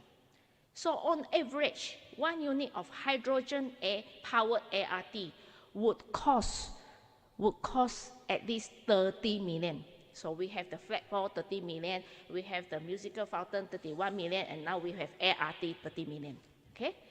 Seems that 30 is a good number. Huh? Tuan Speaker, this 30 million pricing per unit is about 3 times more expensive than the electric power ART. From my research, an electric power ART of similar type costs about 2.2 million USD, which is equivalent to about 10 million plus. How could we not break out in a cold sweat, seeing and knowing the states spending billions of Sarakan money extravagantly? Yang Amat Berhormat Premier had announced that this ART project will not generate any profit. If that is the case, why should the state government dig deeper into the pocket to do something which we can opt for a cheaper mode, particularly to improve the public transport system to solve the traffic jam issues? How long can the state government afford and sustain to implement this lavish project? Also, what puzzles many was that the state government purchases the rolling stock even before the completing of the infrastructure works. I believe only Sarawak government does it. In my question and answer during the last June session, I have asked the state government to furnish me the names of the 10 tenderers and the respective tender pricing submitted for System Package 2. There was no reply to my query. Okay, I don't know why. Yeah, I'm closing. If there's nothing to hide, I believe I urge the Sarawak government not to invade answering my queries. By disclosing the information, Sarawakian will know clear whether System Package 2 tender out is overpriced or not. I was told that I was made to understand that there were tenderers who submitted less than 448 million but failed to get the contract. What was the story behind? I do not know. What was meant for the good of the people, I support. But I would like to caution the state government to be prudent in their spending and must not spend lavishly on projects that will end up as a white elephant. And with that, I conclude. Thank you. Thank you, Yang Berhormat. Next, Korepok, Yang Berhormat. Batu Kitang, sorry. Batu Kitang, Yang Berhormat.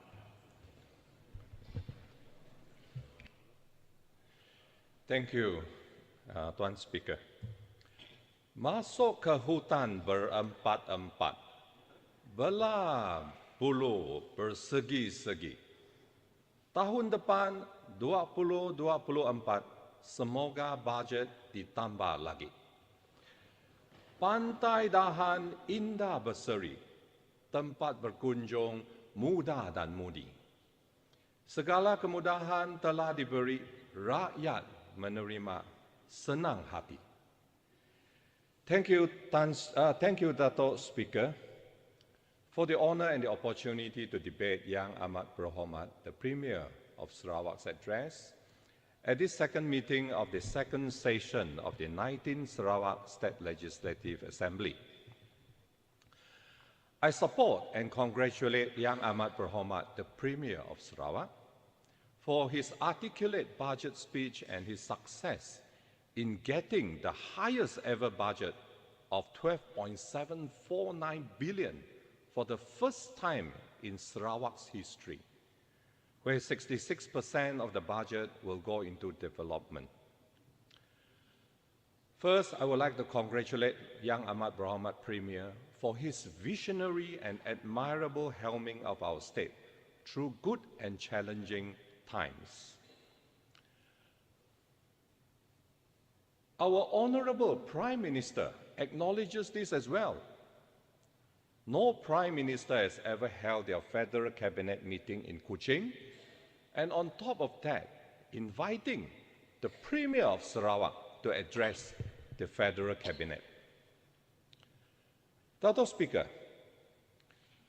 our Malaysian ringgit has been on a consistent decline for the past 10 years compared to other currencies from neighboring countries such as Singapore, Thailand, Vietnam, China. The federal government needs to examine whether excessive red tape in its trade and investment policy is hindering foreign investment into Malaysia. In contrast, in Sarawak, our exports are thriving and we are going from strength to strength. Sarawak, currently in second position in terms of economic development in the country, is now focusing on harnessing the potential to double its gross domestic product by 2030. YAB Premier said, based on the last statistics, Sarawak is currently behind Johor, followed by the Federal Territory of Kuala Lumpur and Selangor.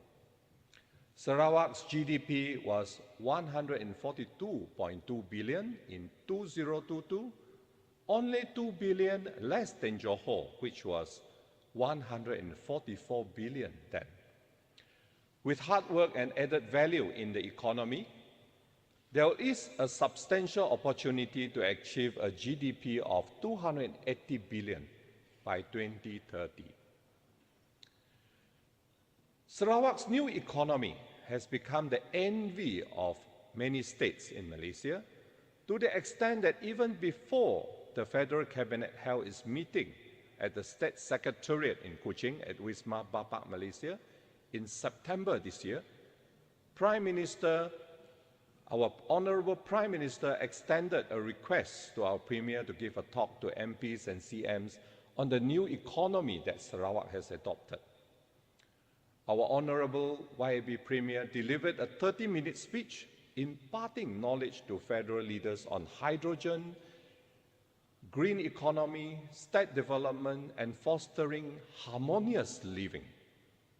It is gratifying to see that the value and contributions of Sarawakians are acknowledged and recognized, and we take immense pride in having a leader of such distinction and merit. Dr. Speaker, a great example where Sarawak political leaders promote a peaceful and harmonious Sarawak is the setting up of the Unit of Other Religions, UNIFO. UNIFO assists religions other than Islam, as Sarawak's resources belong to people of all faiths. It looks after 16 different religious groups. Sarawak is the best example for many states when it comes to interracial and interreligious harmony. This harmony and religious freedom has been strongly endorsed by Sarawak leaders, including our Yang Amat Berhormat Premier. Our Yang Amat Berhormat Premier administers and helps all in Sarawak. He is dignified enough not to speak ill of other religions, and he encourages the people of Sarawak to unite as one, regardless of race and religion. This has in turn encouraged other organizations in Sarawak to call for more racially integrated activities to enhance unity among all Sarawakians. Our late Chief Minister Tok Nan, who took one single day to recognize UEC in Sarawak, used to say that we are one big family. We should not let race and religion divide us. Let us instead find peace, harmony, and strength in diversity. Dr. Speaker, our Yang Amat Berhormat Premier has the foresight to know that an educated population will bring Sarawak to greater heights in many ways. Yang Amat Berhormat Premier aims to provide free tertiary education to all state-owned universities by 2026, and which should be achievable given the state's robust economic strength under the current dynamic and very stable GPS government. As promised by our Honourable Yang Amat Berhormat Premier and addressed in his budget speech, the first state-owned international school in Sarawak has entered its second year of operation in Putrajaya in Kuching, and the second international school located at Mount 12 Kuching Syrian Road is scheduled to be completed at the end of this year. However, I remember not too long ago, member for Padungan was shouting at the top of his voice in this August House, swinging Pakatan Harapan manifesto and say, when Pakatan Harapan wins the election, education autonomy will be returned to Sarawak. No need to beg. Tapi, cakap sahaja. Yeah, he's not here, unfortunately. Never mind. He knows what I'm saying. Our Yang Amat Berhormat Premier has also set up a sovereign fund, wealth fund, for our future generations following the footsteps of Norway, Singapore, and Sweden's sovereign wealth fund. Sarawak Sovereign Wealth Fund aims to ensure that the generated interests will be dedicated to education, economic fortification, statewide infrastructure development, and with Sarawak's record-breaking revenue of 11 billion last year, and an even bigger budget of more than 12 billion this year, the state's trajectory is on a positive upswing. Dr. Speaker, The federal government has been dragging its feet in addressing the much-needed repairs of schools throughout Sarawak. Thus, it is of utmost importance that education autonomy be returned to Sarawak so that urgent issues are resolved quickly, especially as it concerns the safety of our students and teachers. Not too long ago, our federal deputy education minister has confirmed that the Ministry of Education, MOE, is slow in releasing funds for dilapidated schools. And this was while answering a parliamentary question from member of Stampin, saying that we have 462 dilapidated schools in Sarawak, which are in need of serious attention, but only 11 schools will be repaid in 2024. At the rate it is going, the Unity government will take 42 years to repair all the dilapidated schools in Sarawak. For the record of this June, the federal MOE spent only 2.5 billion from 2016 to 2023 for schools in Sarawak, compared to the 2.7 billion our YAB Premier spent on education-related matters in Sarawak from 2020 to 2023. 3 years only. It is high time that education autonomy and money due to Sarawak on education matters be promptly and urgently returned to Sarawak for us to repair our schools and for us to decide our own education syllabus.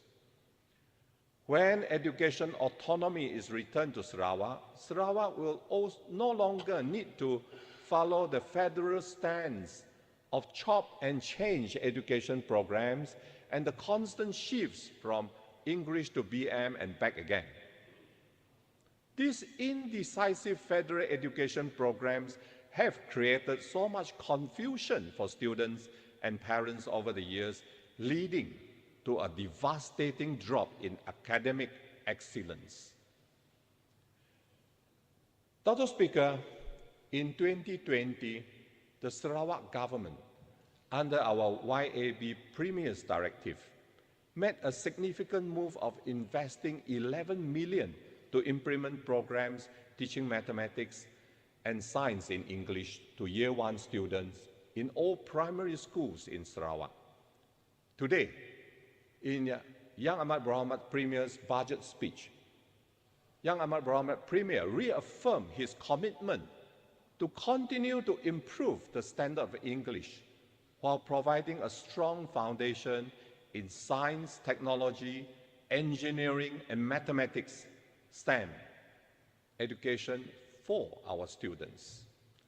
Kudos to YAB Premier.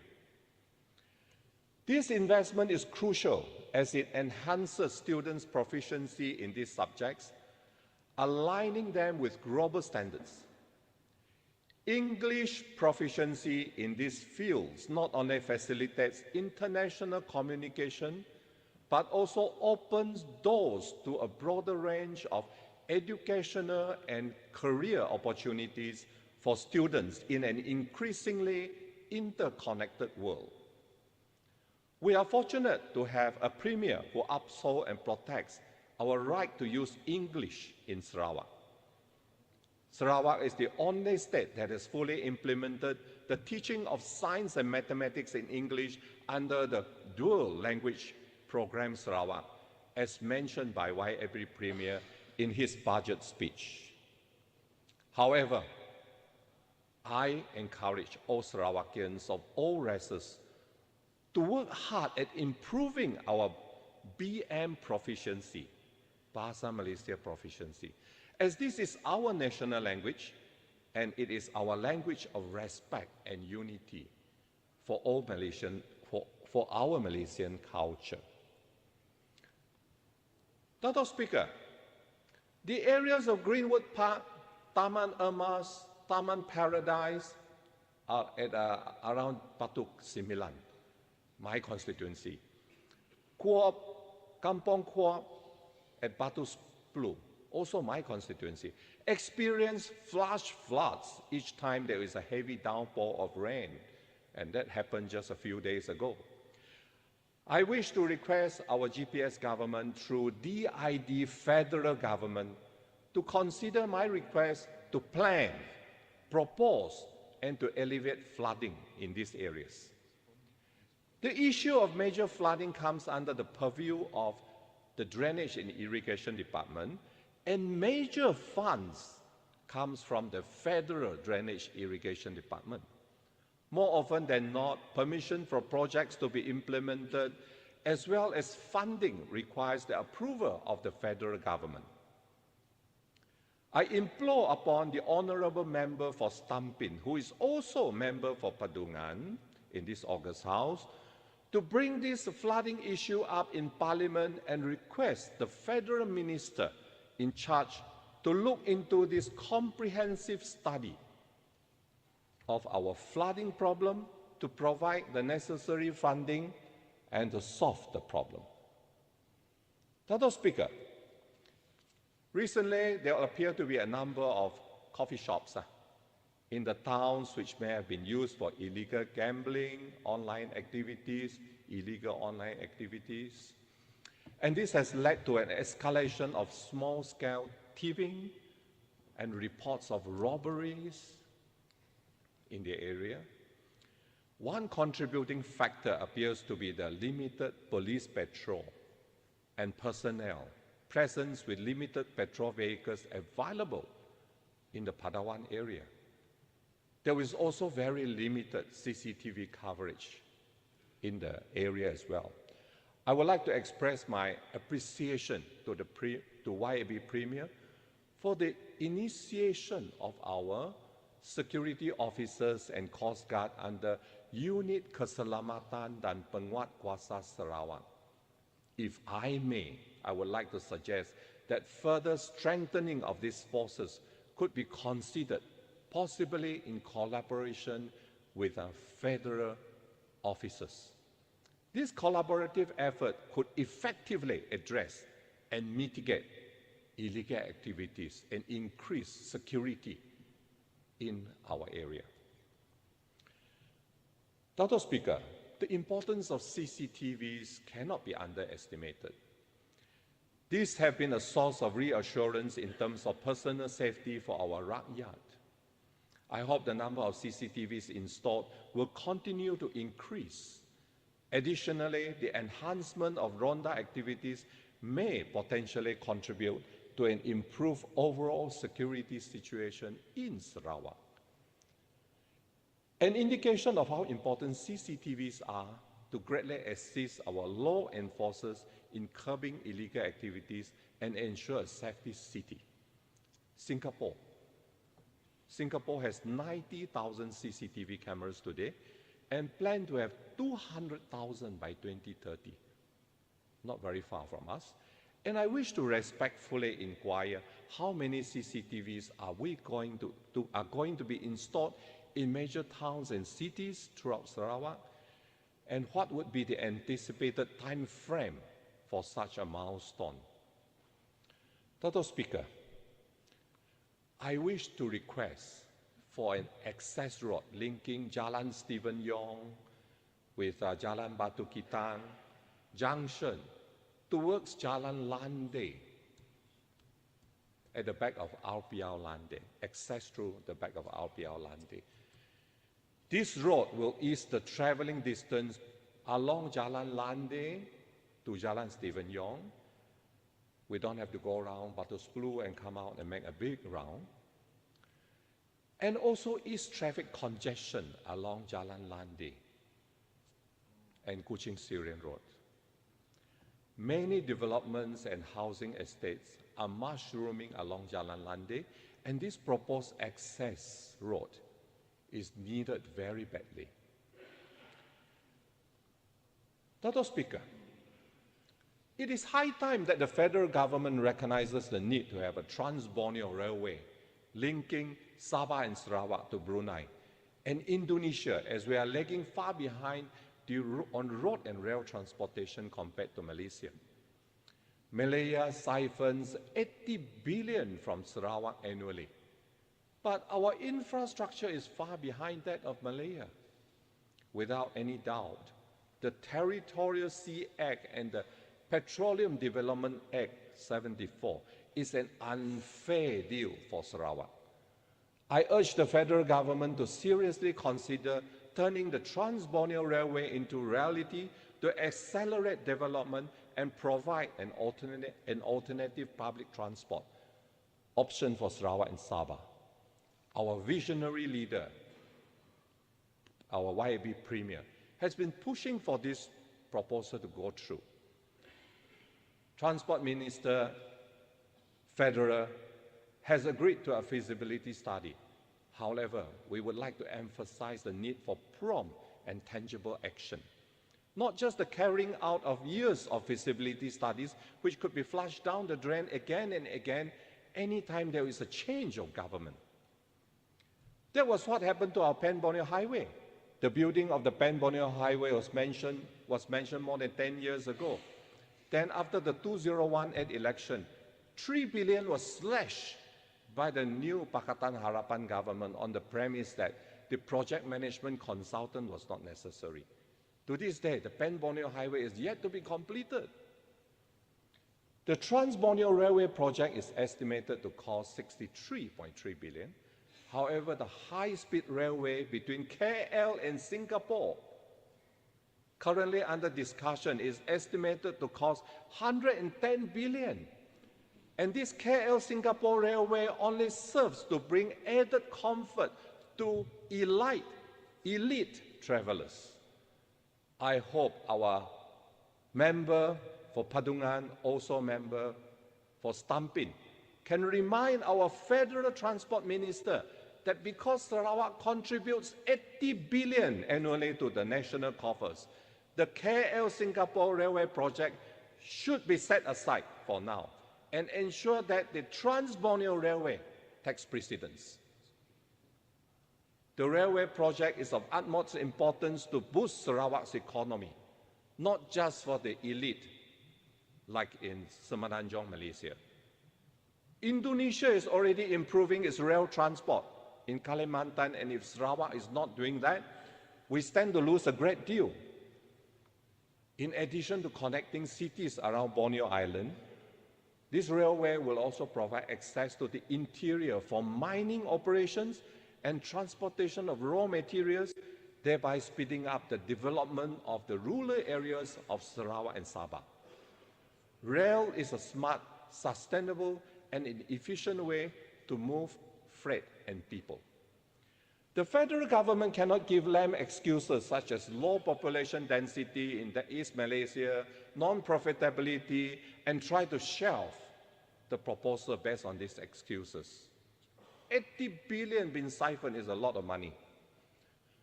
Implementing public transport such as the one and only railway network in Sarawak should not be considered for profits at all, but as an investment by the federal government to improve the region's wider economy. It is time to give back to Sarawak what is dutifully ours after 60 years of independence. How many more barrels of oil worth billions does Malaya need to siphon from us before it decides Sarawak's deserve to get at least one railway line? Can close now, Yang Berhormat. Okay, thank you. Okay, I will do the crossing. Finally, I wish to take this opportunity to congratulate member for N67, Jepak, for his convincing victory in the recently concluded election, and which has affirmed the Rakyat's unwavering support for GPS under YAB Premier. Dr. Speaker, Christmas is approaching, and I wish to take this opportunity to wish honorable members of this House a very Merry Christmas and a Happy New Year. With that, thank you very much, Dato' Speaker. Thank you, Yang Berhormat Batu Kitang. Before we call the next speaker, may I know anybody in this August House, members, Yang Berhormat member, Yang Berhormat want to speak? Beside report, the next one, I have no other in my list. Okay, member for report.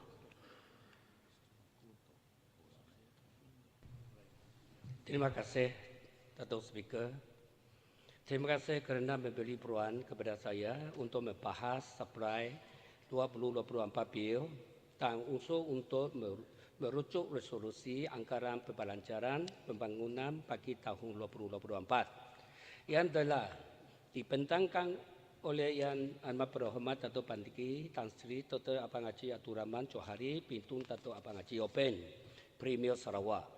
Merangkap Menteri Kewangan dan Ekonomi Baru, Menteri Sumber Asli dan Pembangunan Bandar, Menteri Tenaga dan Kelestarian Alam Sekitar. Dato' Speaker, bagi pihak rakyat kawasan report saya ingin mengambil kesempatan ini untuk merakamkan ucapan terima kasih dan tahniah kepada Yang Amat Berhormat Premier Sarawak kerana telah membentangkan supply 2024 bil yang begitu inklusif. Supply 2024 bil ini telah membawa berita gembira kepada anak-anak Sarawak. Dato' Speaker, saya bersyukur kerana kerajaan Sarawak telah membuktikan keupayaan dan telah berjaya meningkatkan pendapatan dengan prestasi yang amat baik jika dibandingkan dengan sebelum ini. Kejayaan ini memanfaatkan semua rakyat Sarawak kerana pendapatan ini akan merangsang lebih banyak program pembangunan di seluruh Sarawak. Dengan berbagai inisiatif yang telah dilancarkan oleh Yang Amat Berhormat Premier Sarawak selama ini, rancangan-rancangan yang dirangkakan sebagai multi-pronged approach untuk menuju ke arah maju dan mampu to make Sarawak as a developed and high-income state by 2030. We are excited to witness the realization of this day. Development of Sarawak in the people-oriented melalui wakil-wakil rakyat yang mengambil berat tentang rakyat tempatan masing-masing. Projek pembangunan dapat dikenal-pasti dan diberi keutamaan dan manfaat kepada rakyat. Sekali lagi, supply 2024 bil tidak terkecuali untuk menjadi lemping menerajui Sarawak ke arah masa depan yang lebih baik. Program pembangunan yang merangkumi aspek pembangunan sumber manusia, pengurusan dan pentadbiran, kesejahteraan dan keikhlasan kepada seluruh rakyat adalah lebih fokus dan berjiwa rakyat melalui teras-teras strategik yang terkandung dalam supply 2024 bil. A visionary leader like Premier Sarawak, beliau mempunyai matlamat yang jelas sentiasa memastikan visi dan aspirasi dapat direalisasikan melalui plan-plan strategik yang dirangka. Dengan ini sudah pastinya Sarawak akan mencapai matlamat yang ditentukan dan disasarkan secara beransur-ansur. Dato' Speaker, sekali lagi supply 2024 bil membuktikan bahawa kerajaan Sarawak mendahulukan kepentingan rakyat dan mengutamakan pembangunan demi kesejahteraan rakyat. Sehingga ini kerajaan GBS Sarawak tidak mengecewakan rakyat. Isu-isu di kawasan N45 report, Dato' Speaker, seterusnya izinkan saya mengemukakan beberapa masalah tempatan di kawasan saya di N45 report yang memerlukan perhatian segera dalam Dewan Yang Mulia ini dan kementerian atau agensi yang berkenaan. Pertama, kekurangan tempat letak kereta di poliklinik, klinik kesihatan Sarike.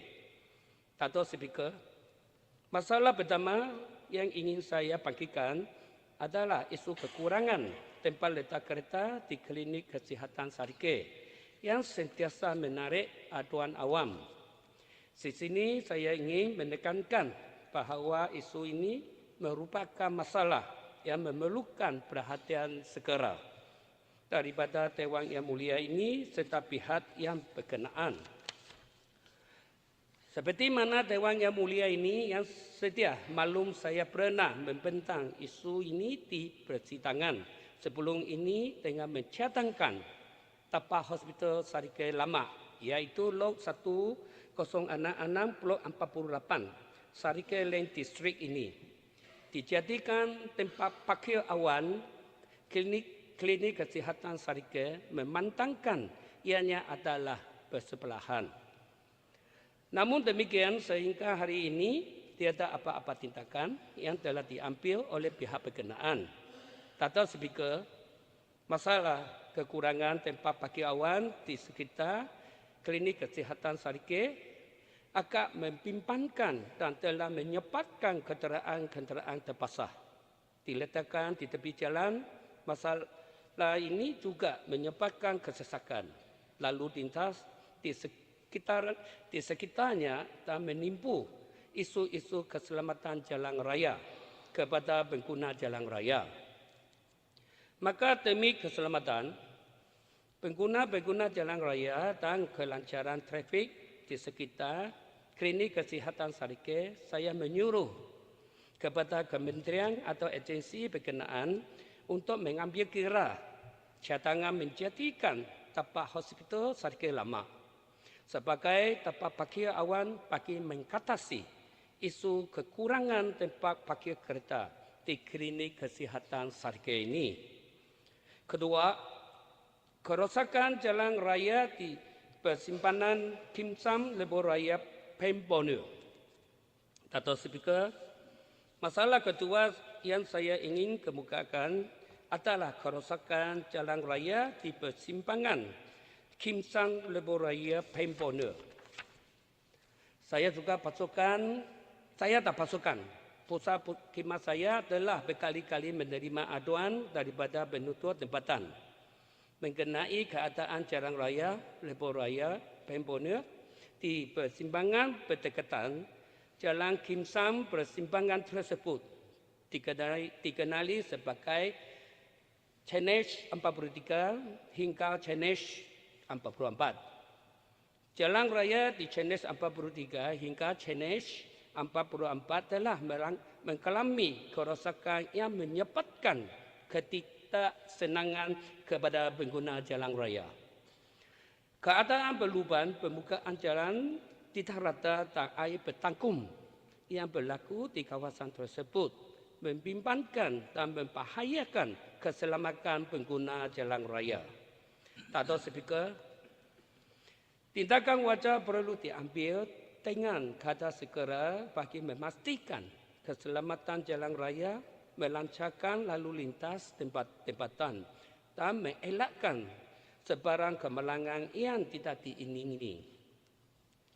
Walaupun pusat khidmat saya telah mengemukakan beberapa aduan berhubungan keadaan kerosakan jalan raya Lebuh Raya Pembono Chenesh 43 hingga Chenesh 44 kepada pihak yang berkuasa, namun tidak sebarang tindakan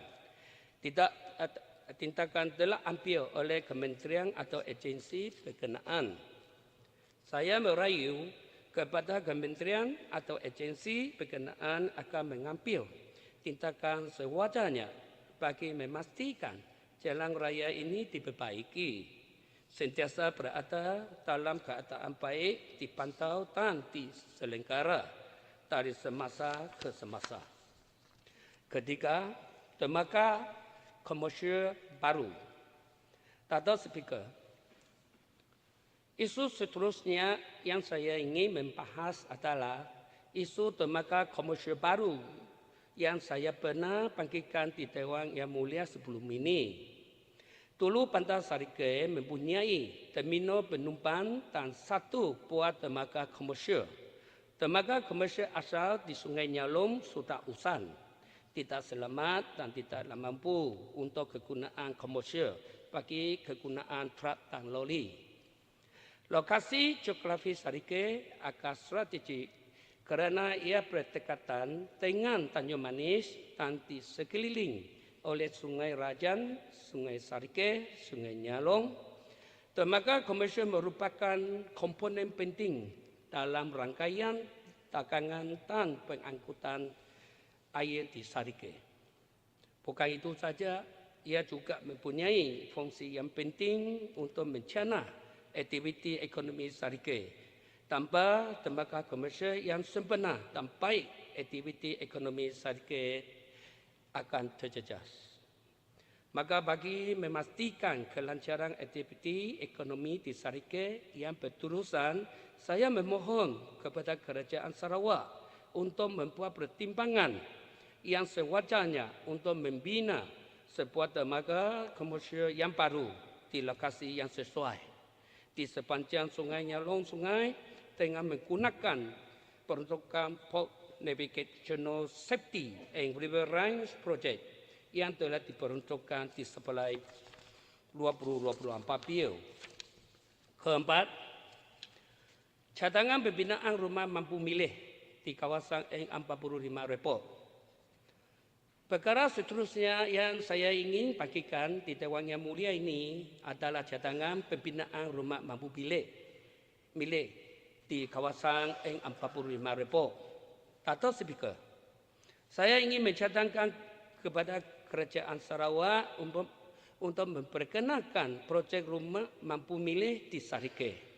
Dato' Speaker, keperluan untuk memiliki rumah mampu milih oleh golongan yang berpendapatan rendah di Sarike adalah semakin meningkatkan kos perumahan.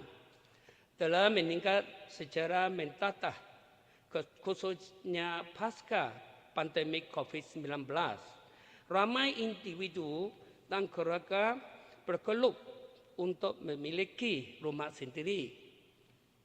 Sarike adalah sebuah pekan pertanian yang terdiri daripada kebanyakan golongan yang berpendapatan tidak tinggi atau dikategorikan sebagai golongan P40.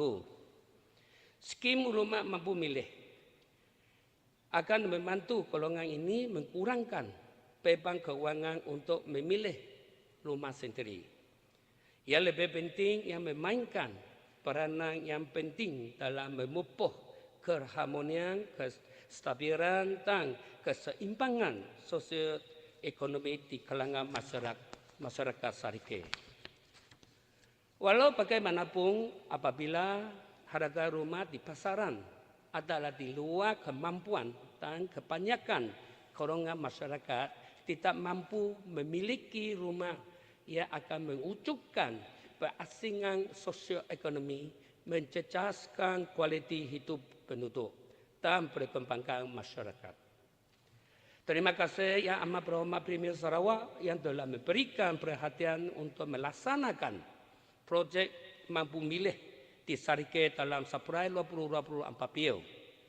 Saya memohon Kementerian memberikan pencerahan penghubung jumlah unit sebenar yang bakal dibina di Sarike daripada 1,481 unit secara keseluruhan yang diluluskan melibatkan 6 bahagian yang telah diumumkan dalam April 2024 bil tersebut. Kelima, kekurangan pencahayaan lampu di Jalan Morotong, Simpan Jaka, Jalan Komimina dan Jalan Pasir Sentebu. Dato' Speaker, pencahayaan jalan yang cukup adalah sepadan dengan keselamatan jalan raya pada waktu gelap, pada waktu malam.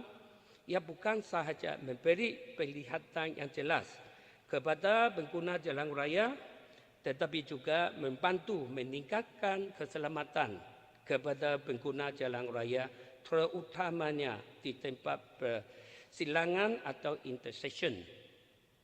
Saya telah mengenal pasti 3 lokasi di mana pencahayaan di jalan raya antara kurang terang, iaitu Jalan Mereton Simpan Jaga, Jalan Koming Mina dan Jalan Pacik Sentepu.